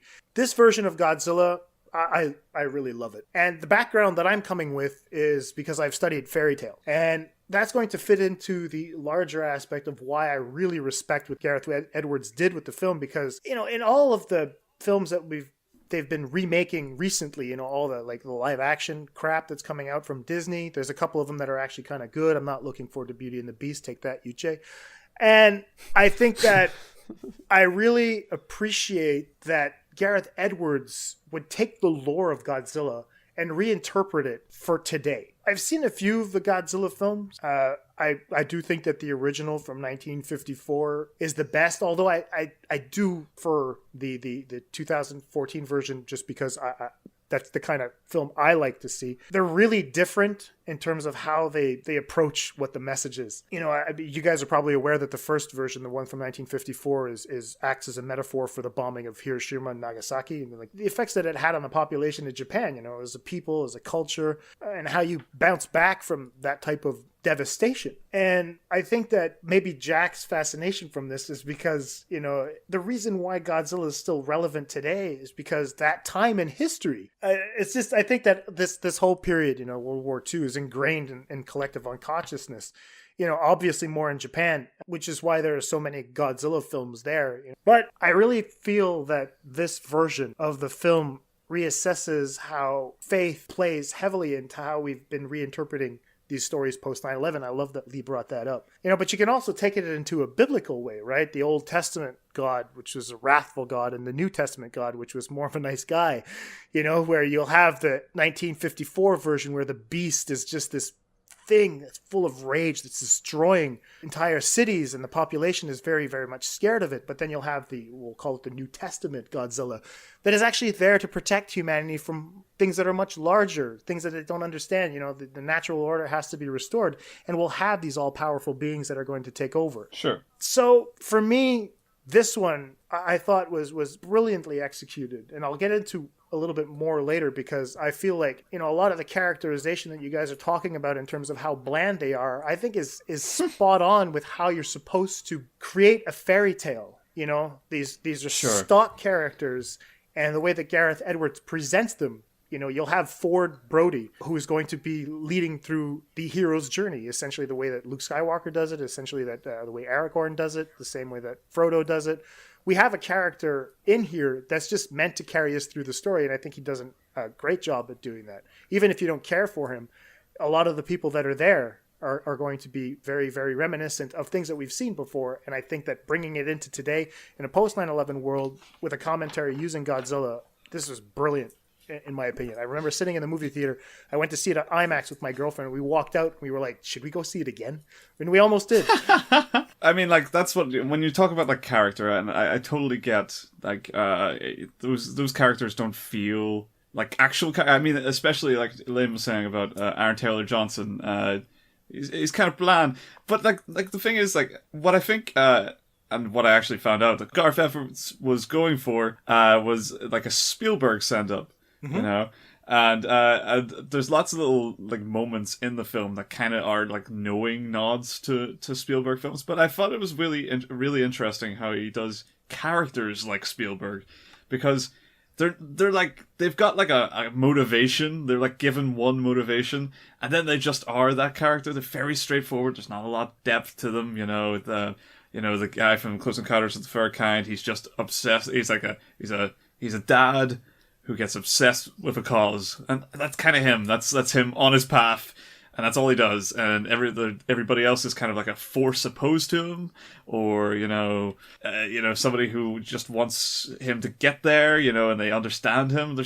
Everybody's just like a piece in his story, right? And when you look at kind of like I don't know, Jurassic Park, you're looking at a film where, you know, there's this megalomaniac dinosaur park guy. There's not a lot more to him. He's just like he's addicted to progress, and that's sort of his character. And then you got the mathematician guy who's a cynic, or, you know, he's far more reserved when it comes to this progress. And you have the guy who just likes dinosaurs, and you have the girl who just likes dinosaurs. I mean, like, these are like, but there's no real progress for them. They all are just like things that are thrown into like a pot, and you see what comes out, you know, when they hit each other. And that makes the film. They're just like bigger notions behind them, but they're not actually interesting characters. Nobody stays up at night and thinks what the hell, you know, Neil, what's his face from Jurassic Park, thinks in his spare time, you know. And that's why, like, they've always struggled to make more stories out of them, is because there's nothing really to them. There's not actual character to them. They're just guys or girls set on a path. And like Godzilla, I feel it does that really well. We got a Bryan Cranston father character who is obsessed with the truth, and that's kind of his part. We get the Aaron Taylor Johnson father who's skeptical of what his father believes in, and all he really wants to do is return to his family, so that's kind of his part. We got the family who just want him to be home. We've got the soldiers that just want to go and fight, you know, like, there's not that much to contend, you know, and that makes, I think, probably something that seems pretty boring when you're just watching it and you're not interested in those kind of notions, I guess. But I still feel like it did a good job of giving those and putting them into scenarios that kind of tested each other off them. I know, I'm just trying to like get my head around sort of what it is about this film that just didn't work for me. Beyond like the characters and everything, like, because okay, I get what you're saying, like Aaron Taylor-Johnson, he sort of guides you through the film, which is fine. I just wish that the guide had been someone who I cared about. Like, I would have enjoyed the film a lot more. Yeah. And I don't know if maybe that's deliberate and you're supposed to care more for Godzilla. Like, my background with Godzilla, I haven't seen like the original. I think I saw the 99 version in the cinema when I was a kid. I remember nothing of it. Like, my kind of frame of reference for this is more Cloverfield than anything. Sure. There's a bit of that vibe in here. Yeah, definitely. I mean, the monsters, like the ones that they fight against, or Godzilla fights against, they look like the Cloverfield monster, I think. Yeah, exactly. Really... I think one of the issues I had is like I got a bit lost with all of the radiation stuff. Right. I get how it played into the plot. There was just a lot of it, and it wasn't interesting. Yeah, that is funny. It is funny when you're kind of like, they're getting like obsessed about this bomb going off, but you're kind of, and that is a genuine, I think, problem with the plot that I think is good to bring up kind of now. Like, the soldier guy, he kind of decides to nuke them, but all we know about them is that they live off nuclear waste. Yeah. So to me, that, like, I don't care really if you were like reading it as like, if you were trying to read the film or watch the film. That to me felt stupid.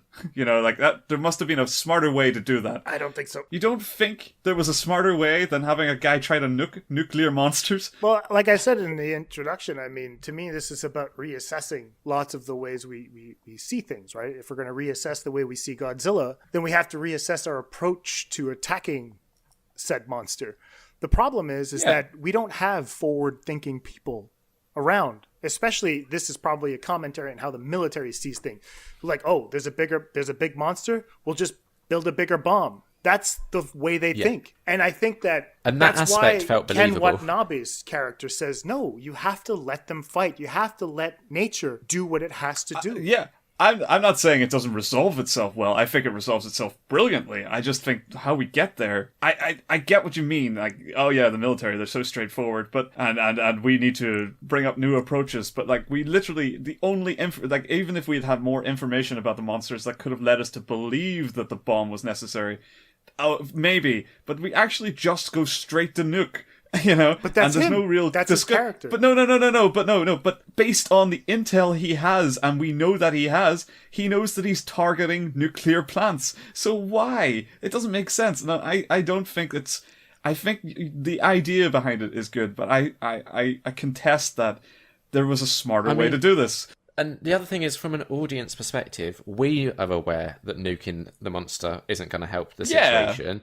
So it takes away a lot of the dramatic tension, because you're not like, oh shit, if they manage to do that, Godzilla's in trouble. You're like, well, that's just not going to help at all. So that whole kind of aspect to the plot, you're just like, well, why is that there? It doesn't like add anything to the story particularly. Yeah, it would seem like they were trying to get to the point, but they didn't know how to connect the dot. So they just said, well, the military are stupid, they'll fucking nuke it. But like the scene before that, we see that they're trying to understand the monster, and they talk about the fact it only targets nuclear stuff. So that's why it seems all the more baffling that they had thought this through, that the characters would be aware of this, but not enough that they would make a rational, even remotely understandable decision out of it. That's why on both in both ways you can read this film, I find it like a real lackluster drop. I think it makes sense where it goes, and I'm glad it gets there, but I think there's just a smarter way to have done it. I don't know, man. It worked for me because if we look at historically how the Americans have acted in terms of how they'll use force, you know,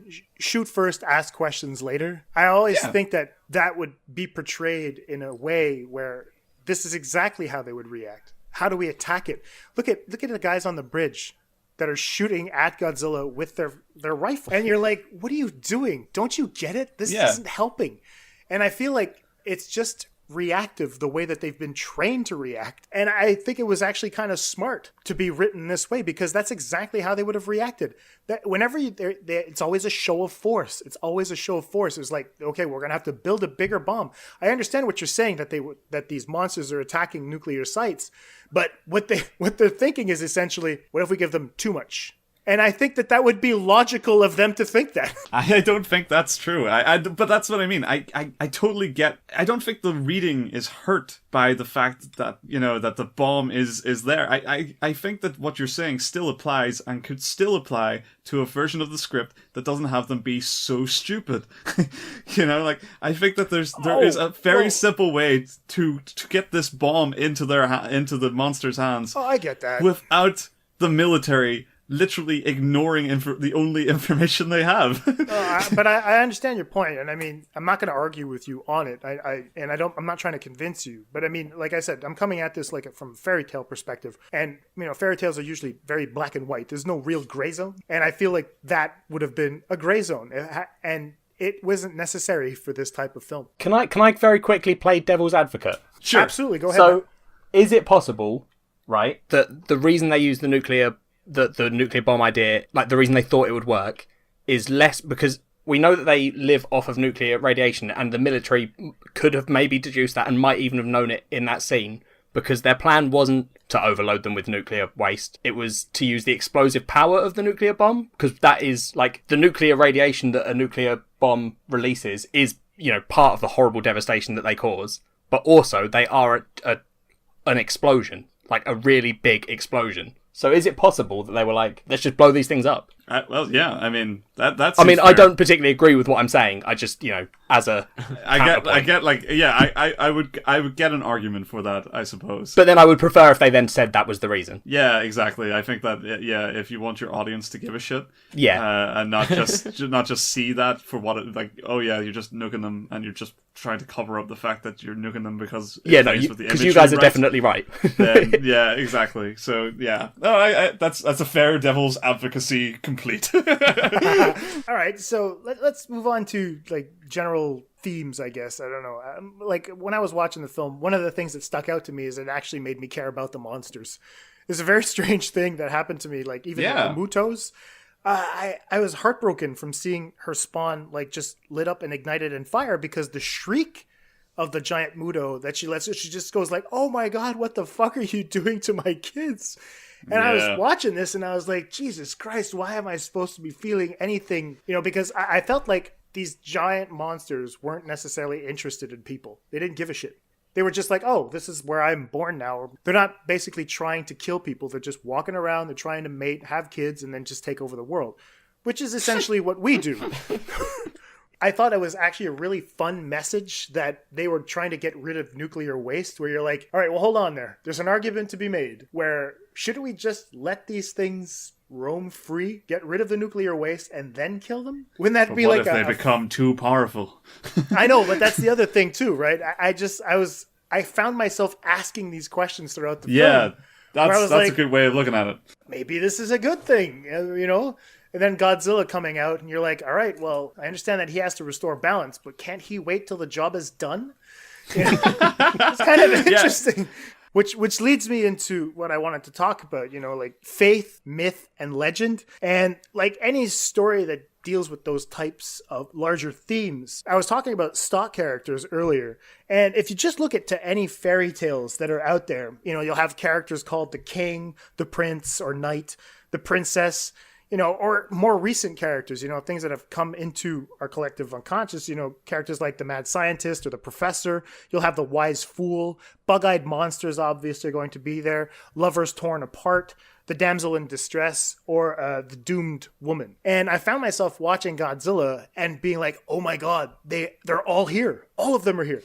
The king is obviously Godzilla. The prince or the knight is going to be Ford Brody. And Brody is a fun little nod to Jaws, obviously. Yeah. And the princess would be Elizabeth Olsen's character. And you'll have the mad scientist or the professor, which is going to be Bryan Cranston. Joe, come on. I mean, this is the average American guy that's trying to be heard by the population. Is the guy, the conspiracy theorist. You'll have the wise fool, essentially, who's going to be Dr. Ishiro, as Ken Watanabe's character, who no one would actually believe, that he's conducting all these experiments for nuclear stuff with Sally Hawkins.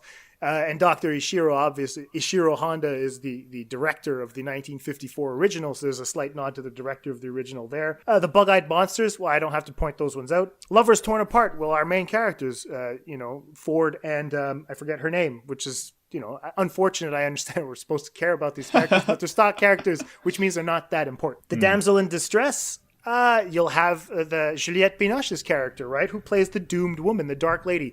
The woman that you're essentially going to have to let go, but she's the one that actually creates the drama in the first place. And so I feel like with a film like Gareth Edwards has presented, we're forced to reassess what those roles mean and how those characters play into what's going on today. And Godzilla isn't really a complicated story, in my opinion. It, like I said earlier, it follows the hero's journey. You'll have a young boy who, after losing his mother in a tragic accident, leaves his father behind and settles in the U.S., far from where he was born, essentially in Japan. Right? So if that doesn't ring like a bell like on Luke and Tatooine. And so you'll have the hero's journey that's separated into these things. You'll have the call to adventure, the refusal of the call and the meeting of the mentor, the crossing of the threshold. You'll also have the test, allies, and enemies, the approach, which is essentially entering the cave. You'll have the ordeal, death, and rebirth. You'll have the reward and the seizing of the sword. You'll have the road back and return with the elixir. This is Joseph Campbell's The Hero's Journey. And Ford essentially goes through all of these steps as the knight, essentially, the guy that's going to be sort of like our Luke Skywalker character. And I'm not saying that he's as interesting as Skywalker. Not at all. I completely agree that we could have probably had a better actor in the role to emote a little bit more. Because opposite Bryan Cranston, you're like, is he just a military dude that you don't give a shit about? And at the same time, if you put him in the military, he's one of those soldiers that is expendable. Any one of those guys could have been the knight because that's what they were promised by the U.S. government. So if we go to the call to adventure, Brody has to go to Japan to get his father out of jail. He doesn't want to go. And the refuse of the call and the meeting of the mentor, if you look at it, Brody thinks his father is a crazy old man. So we've got Obi-Wan Kenobi that's referenced as a crazy old man by Owen. And we have Gandalf that is labeled a troublemaker by everyone in the Shire. And so you have Joe Brody, who is our mad scientist, but in fairy tale terms, he's also what we call the mentor. So the crossing of the threshold essentially is Ford accepting to accompany his father into the quarantine zone. They find out that the air is good, so perhaps Joe isn't as nuts as Ford thinks. And if we keep moving on throughout the story, you'll have the test, allies, and enemies that I mentioned. So after seeing the massive unidentified terrestrial object that they call it, the Muto, Brody has to choose either to pursue his father's mission the same way Luke does with Obi-Wan, the same way that the Fellowship does with Gandalf after he dies. And does he pass the test? Yes, because Brody survives. Ford survives. He has to watch his father die, sadly, the same way Luke has to watch Obi-Wan die, in the same way that Fellowship has to watch Gandalf die. So the allies Ford meets after that are going to be Dr. Ishiro, and you're going to have Dr. Graham, which is a Sally Hawkins character, and the military. The enemies, obviously, are going to be the Mutos. So if we move on a little bit farther, the approach and the entering of the cave, Ford allies himself with the people at the lab, right? These are the people that didn't want to give his father the time of day first, but now he has to, after he realized, okay, Dad's right, I have to line up with the scientists. So he journeys within and he becomes part of the people that are going to resist the Mutos. So basically joining the resistance. So the ordeal, death, and rebirth in this case, Godzilla is reborn. And he's kind of reborn symbolically out of the remains of Ford's father. So you'll have Joe essentially reincarnated as Godzilla, and that's probably a big fat fucking reach on my part, and I'm fine with it. So Ford's ordeal therefore becomes whether to fight both the Mutos and Godzilla, or have faith in Dr. Ishiro that Godzilla will restore balance and a natural order, and whether he should go back to protect his family. So he has to choose and either join the fight, again, join the resistance, or actually thinking of himself going back to his family. Now, because he decides to join the resistance, there is going to be a reward and the seizing of the sword. Ford says he wants to fight. He argues with the Navy officer that's giving him a hard time. And finally, the Navy officer says yes to Ford, and off he goes to battle. You have our new hero reborn, right? So Luke Skywalker joins the fleet, and he's going to attack the Death Star. The road back. So after Godzilla has seemingly been defeated, you'll have Ford who sacrifices himself as he sets off with the bomb to draw out the Muto, understanding that his family is the most sacred thing, and that actually he, because believing in his father, might actually have to go through his father's fate. So the resurrection, that's where Godzilla resurrects. Fire breathes an immense awesomeness down the Muto's throat, and symbolically resurrecting Ford himself from incumbent death, right? Because if he was going out there and the Muto was actually going to kill him, then his sacrifice would have been possibly worth it, but we don't know if the bomb would have worked. So return with the elixir, which pretty much completes the hero's journey. Ford now has a purpose. His vision of his father is corrected, and as a result, he is rewarded with his family being alive in the stadium at the end. So essentially, that's exactly how Godzilla plays out. We have our hero. They're all stock characters. These are things we've all seen before in all fairy tales. And I think that was kind of fun for Gareth Edwards to kind of complete the hero's journey with Ford. Now, I accept what Liam is saying in the sense that he's not really interesting as a guy. And I'm 100% in agreement there. But he does have an arc, and that's what I just wanted to point out. The thing is, you kind of laying it out like that, if anything, has made me like the film less. No problem. So now I'm just like, what lazy writing this film has. It just follows this template. Yeah, but you can't. It's not lazy writing to follow the hero's journey. Yeah, but do something interesting with it. Make it, enjoyable. They did, Liam. There was a giant fucking monster that breathed electric fire. Yeah, that should have been enjoyable, shouldn't it? It was. Well, it was. I beg to differ. I think that has a lot to do with how Rogue One was perceived by a lot of people as well. The lack of character development, because it is essentially the hero's journey again. I think what Edwards was clever in doing is not giving you Godzilla right off the bat, which is one of the mistakes I find in Kong Skull Island, where you get Kong right away and then you're like, okay, we'll just see him again later. I feel like waiting for Godzilla makes that moment at the end when he actually shows up much more menacing, much more powerful, that he's shrouded in darkness. We haven't really seen it, and I think that it's very well done, just that build-up. It's a cool scene, but one of the things I liked about Kong is that they didn't fuck around and, they were like, oh, here's a hand, here's a foot, and then after an hour you see him. Because, he's on the poster. We know what he's going to look like. It's not a big reveal, and the exact same thing is for Godzilla. Mm-hmm. They revealed in the marketing what he looked like, so then having to wait for half the film to get through before we see him, while it is a cool reveal, you kind of know what's coming.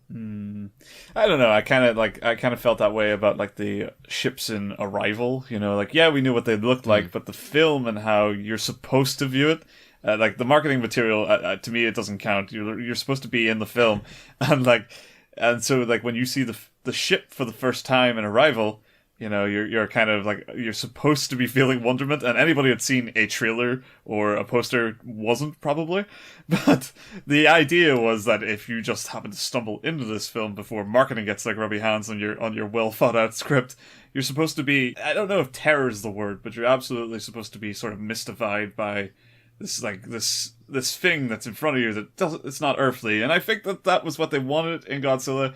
It's just a shame that they just couldn't commit when it came to the fact that everybody had to sell a movie at the end of the day. Yeah. I had something very quick to say about my reading of the film about the Japan-America relationship. And I was I spent the whole movie trying to piece it together, and I didn't really get to a finite end. I just liked the discussion more than the answer. I liked seeing that, even though the film reclassifies Godzilla as this ancient being, we know that the original Godzilla is this Japanese product, and also this symbol for Japan after the nukes dropped on Japan in World War II. Seeing this guy in a film where he's far more, I was going to say aloof, but I guess the real word is scarce, really. And then watching a plot about a nuclear epidemic in America, there was a couple of things jumping out at me. I looked at the Mutos. They were kind of like America's hubris, they were birthed of America's nuclear playing and a lot of the side effects for America. Right. When they continued after the World War, building and stockpiling these nuclear weapons. And then you kind of look at like Bryan Cranston, and it was kind of like he's Japan's relationship to America. He's this guy who's kind of between the two, that wants to promote a better understanding between both cultures, and is also skeptical about the American impact on Japan by the fact that this sort of nuclear power has pervaded even their culture and how they power things. And then you've got like Aaron Taylor Johnson's character. He's like this American skeptic who needs to be unwound. He doesn't believe his father or the claims that there's a threat with the nuclear thing. So he's very much America's mindset. And him being a military man, I thought that made kind of sense. He's very much in the mindset of like the sort of jingoistic interpretation of where America would be in relation to sort of the nuclear race. And then you kind of look at, like, as the plot kind of progresses and these monsters, they start to essentially attack America. And if you saw that as like the symbolic spiraling out of control of the nuclear race, where it's now starting to deteriorate, destroy the country itself, as they've got these landfills full of nuclear waste. They've got this bomb that they're apparently happy to drop on their own people. But it starts building this picture of like the nuclear arms race being the sort of like a self-defeating prophecy where it does more harm just to be involved than it would ever do in protection. And as you sort of, as that sort of starts to spiral out of control, and as America's skepticism with Aaron Taylor Johnson sort of comes face to face with that reality, literally in the sort of den of the reactor zone, like at a critical point, that's when Godzilla, who is this great symbol of Japan, will come to show America the way. You know, he eases the monsters back. He sends a sort of more positive image. He knows he's been through the worst of it, really. So he knows exactly how to keep these monsters at bay. And then there's that sort of thing where his sort of knock-on effect where he saves Aaron Taylor Johnson by the end then, as the skeptic has sort of been shown this clearer light. And thus the relationship sort of mends or forms towards a more positive future while that sort of hubris recedes into the ocean. I mean, I don't know if like that's one-to-one, like it's going to read pretty well, but that's when I was watching the film, I was trying to piece all these pieces together, and I thought that was a fun way of looking at this kind of more positive, metaphorical side to the story that was running in my head as I was watching it, and I don't know, I thought it was fun. I just find it fascinating to hear people that know a lot more about movies than me talk about these things, because I go to that, I see Godzilla, and I'm just like, oh, look at this monster fight other monsters. And then you guys blow my mind with all this shit. And now I don't know anymore. And I'm scared, and there's too much knowledge, and I'm scared. Well, I mean, that's not what the intention was, man. You're allowed to like Godzilla. Just talk about how you like Godzilla. It's not knowledge or anything. We're just I mean, like we're literally making up shit like we always do. This is exactly. We're just nobody doing told us this was the answer. We We didn't study it. You know, we just fucking came up with shit to explain why we like things. Quick question, and I might be way off base here. Sure. No. But could we look at Godzilla as some sort of cultural appropriation, where it's like, I love that. So America is responsible essentially for creating Godzilla, but then in this film, Godzilla comes along and essentially saves America. Yeah, that is a problem, and I'm really glad you brought that up, because I only started thinking about that aspect recently, where, you know, like reinterpreting what I was talking about, reassessment. It's a little bit awkward to reinterpret and reassess Godzilla, which is such a huge part of Japanese culture, for exactly what the United States did to Japan, where they're like, oh, he's not all bad. Yeah, I mean, I get like it is a bit weird. If you bring the picture back that I was kind of painting, and it sort of says, well, thank God America bombed Japan so that Japan could save America later, that reads badly. Yes. Yeah. But I don't think that I think the point was that America have already set themselves down a path, and it wasn't, in this, Godzilla isn't birthed of the nukes, it's birthed of like nature beforehand, but it represents Japan. So I was thinking this is Japan as its own spirit, you know, kind of coming in and trying to help America with what is like a clear problem, you know? And so then it's kind of it's more that the Americans are hopeful that someone will come in and save them, not that the Americans are saying, by the way, we made Godzilla, and Godzilla's the fucking coolest, and someday he's gonna save America because that's why we made him. It was all for us. USA. Like I think it's supposed to be read more positively, and I think that the way they sidestep Godzilla's origins or reinterpreted it to be something that is more indicative of Japan's nature rather than America's mistakes, I think is the important difference. But at the same time, I absolutely totally get where you're coming from. This is me spitballing where I saw these little threads and what I thought they were trying to make of them. Because Liam is onto something. Because the 1998 version of Godzilla, when it came out here, it was a terrible fucking movie. But there was a good Rage Against the Machine song on the soundtrack, which is No Shelter, and it's great. So download that, and that's the only remnants of Godzilla 1998 that you should take away from this.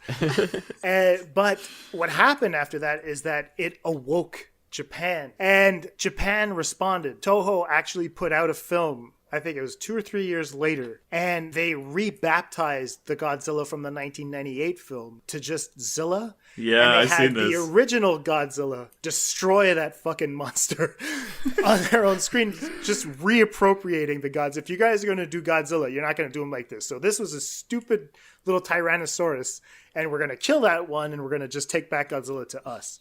Now, I know that Godzilla in Japan right now is gearing up for a new film. Now, I don't know if it's in response to the 2014 version. So I think it's kind of cool that Liam would have brought that up, because perhaps we are close to cultural appropriation here. I think that's what was fun, at least in the creation of this, was that Toho were involved. So good. I feel they wouldn't okay a story that reappropriated their main character, the reason the company is as big here as it is. You're right. The logo's at the front of the movie. Why? Yeah. I would hope that they weren't just trying to pull a fast one on the company just to fuck them up. But yeah, exactly. But I would like to imagine that because this was an affiliation, that Toho are sort of using this as a step towards analyzing the character in their own terms, but they're piggybacking off the shared venture with the Americans to look into something more specific to Japanese culture than this was to American culture. Yeah, man. Okay, cool. I completely forgot. I'm glad you brought that up. Anyway, so Jack, why the fascination? I understand that you were talking about it earlier. You say you don't know. You said you haven't watched the original. What is it about a giant fucking dinosaur that you like? So, let me take you back to 1998. Good. When I was a wee lad and you were all hating the Godzilla film. I loved it as a child. Awesome. Nice. I thought it was... Like, I'm aware now, looking back, and did I rewatch it recently? Maybe. I'm aware that it's not a good film. And I'm glad they didn't make the sequel that they so desperately wanted to make. Yeah. But watching that film, as a kid, I loved dinosaurs anyway. So seeing a film that was effectively a giant dinosaur, I was like, yeah, I'm fully on board. And then there was a GameCube game called Godzilla Destroy All Monsters. Oh, yeah. Which had... I remember that. And me and my friends used to play that all the time. And I just, I fell in love with all the different monsters and was like, oh my god, there's this whole universe of awesome creatures that want to beat each other up. So I just totally fell in love with all these monsters, and Agira, I think, was one of them, the spiny lizard guy. He's I love that thing. King Ghidorah, Rodan, Mothra. The whole universe I'm fascinated by. That's awesome. Do you read any of the graphic novels and stuff like that? No, I'm useless. I love it so much and then have totally avoided it. That's the thing. Once you understand love more, it becomes less appealing. So maybe keeping it in this romantic phase where you never truly grasp what it means. Yeah, I'm sort of keeping it mystical. Yeah, exactly. You'll always be in love with Godzilla because you'll never... Being on the show was a mistake because we are destroying it. We're trying to make something of it, when really you just like to see a dinosaur fucking kill all this shit. I'm just going to sit down and watch Godzilla later tonight and be like, what the fuck? Yeah. So I guess, if anybody wants to say anything else, or do you want to go into final thoughts on the film? Yeah, final thoughts on the film. I don't know. Jack, how about we start with you, man? I like hearing your voice. Thank you. I thought this film was so good. I think it's such a good... I know that there's, possibly issues with cultural appropriation, although they were involved, so who knows, whatever. But... it's cool going back to the sort of older style Godzilla when you compare the way this Godzilla moves and stands to the 1998 one, which was very lizard-like and sort of crouched over. Right. I think it's so cool that they've managed to sort of recreate that old-style Godzilla in a way that works on screen. Definitely. Yeah, it's pretty good they didn't put a guy in a suit. Yeah. Yeah, I'm glad it wasn't properly old school. But yeah, I thought this film was great. I love it. Cool. All right, how about you, Liam? I understand that now I've just killed any interest in watching it again, and I apologize for that. That's fine. I don't get the appeal with Godzilla. Like, I do want to see the original out of curiosity, but this big lizardy dinosaur creature with little stubby arms that stomps around, I just don't find it an interesting creature to witness. Don't forget the electric fire, Liam. Yeah, which you see like for about 2 seconds. And Sorry, so how good. could I possibly forget that bit? And I think I wanted to like Godzilla more. Like, I wouldn't have minded if I felt something towards Godzilla. Right. But I had nothing going on. So therefore, I tried to look at the human characters, and that gets just swept away too quickly. So I'm just left kind of floundering with no real thing to cling on to enjoy. Right.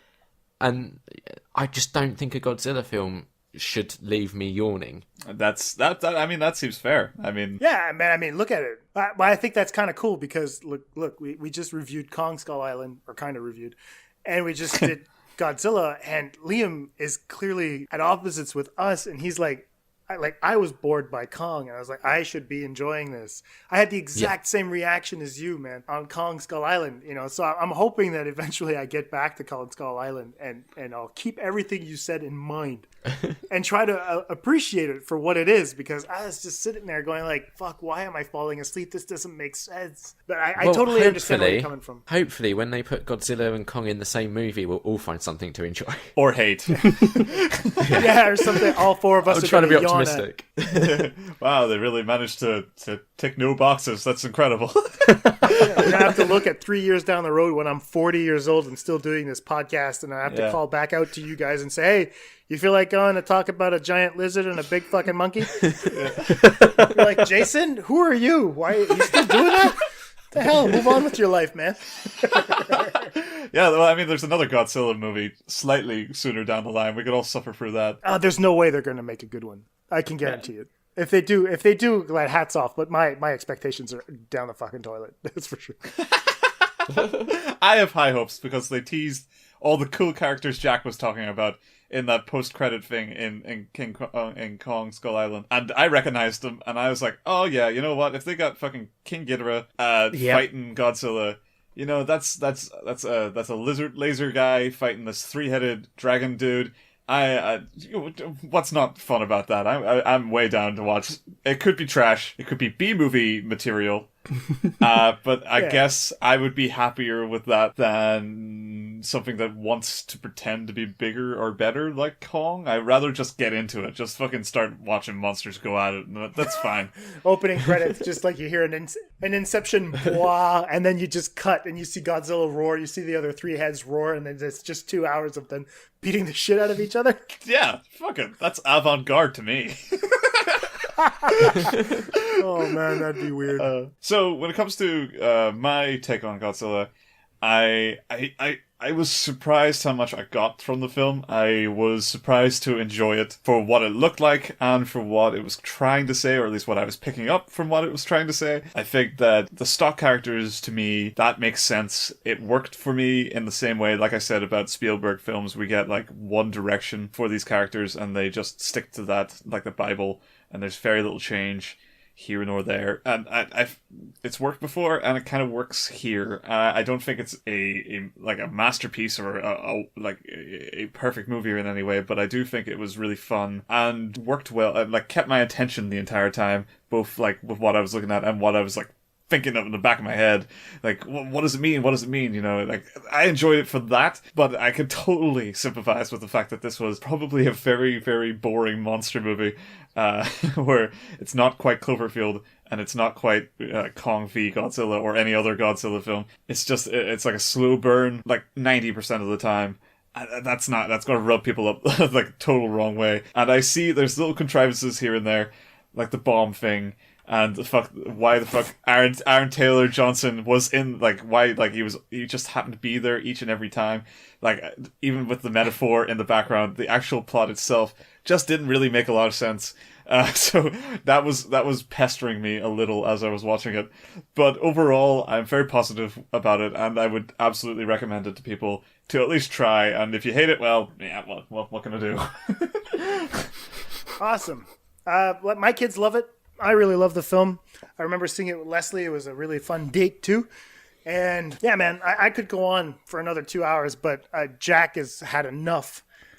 Just, I don't want to ruin anything right now. And Liam is like, can we move on from the giant lizard? I don't give a shit anymore. And plus, I've made him hate it more, so I've done my job. I think you've just justified why he hates it. I don't think it was you weren't the catalyst. You were the explanation. There you go. It just happened to work on a level that I appreciate. You know, and I like the reassessment of Godzilla, you know, this idea of going from an assailant to a defender. Yeah. I think that's the way spirituality works. You know, you'll have, you know, you can turn to something that's larger than yourself in times of need, and, you know, it'll be there waiting for you. And I thought that, you know, even the commentary on nature, sometime it could be something a little bit more. I get annoyed by the whole nature discourse, but at the same time, I think that it was an important one, you know, talking about the nuclear waste that you were doing, that nature finds a way to balance itself out. I think there was, I think it was RogerEbert.com. There's a guy that did a review on RogerEbert.com, and he finishes it off, and I know I talked about George Carlin a little bit before. I think that he closes it off really, really well, and I'll just read the last paragraph. He says, after a while, the sight of soldiers shooting machine guns and grenade launchers at giant beasts becomes tragic, then hilarious. They might as well be setting off firecrackers.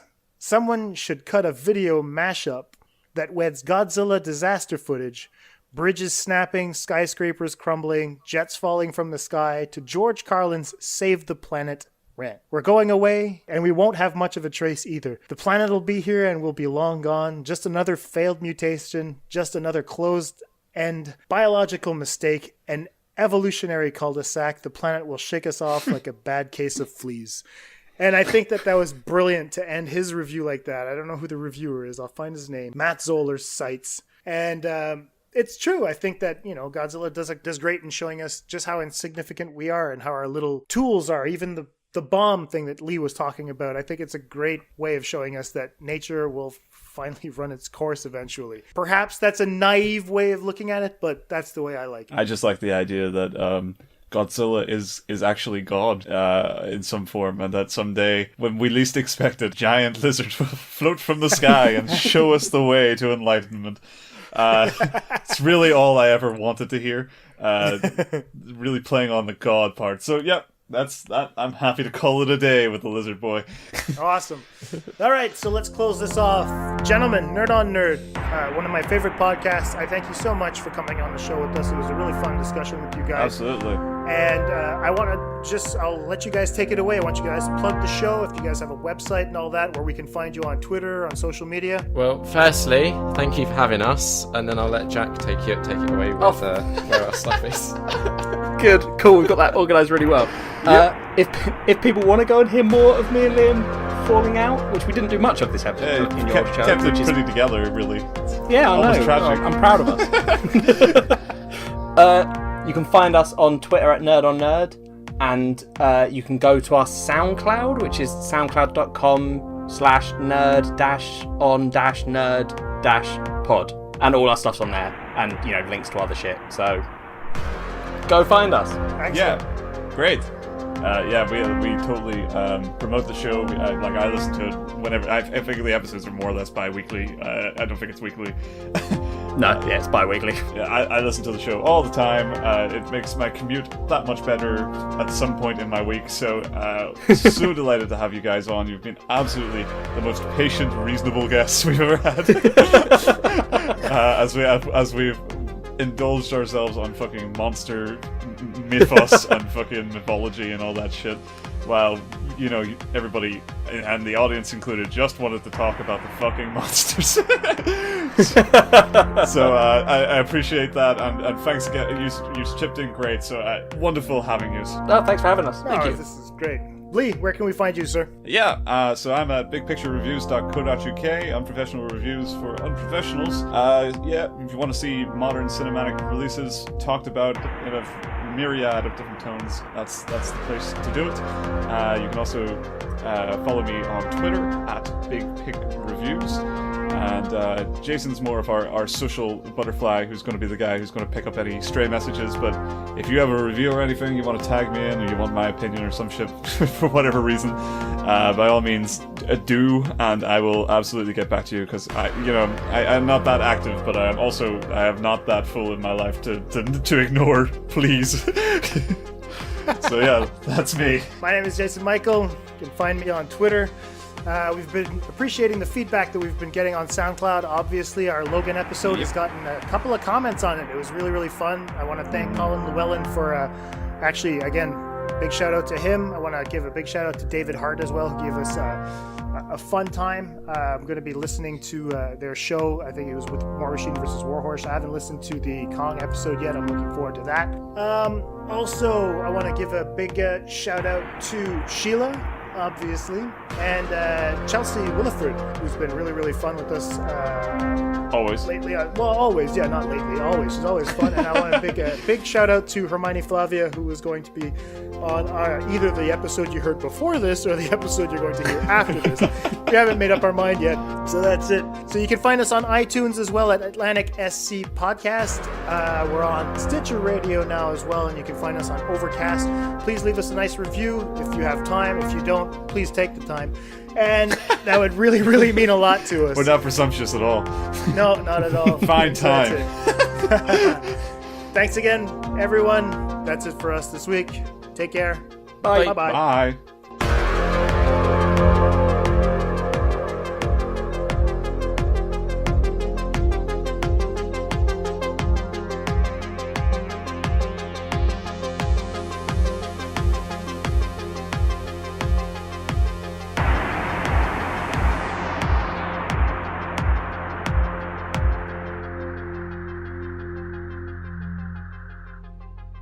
This conversation can serve no purpose anymore.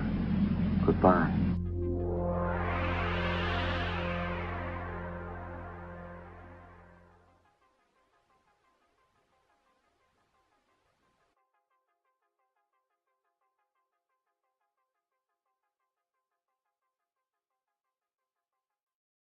It might seem bad to outsiders, I suppose, that we do take the piss out of each other every now and then.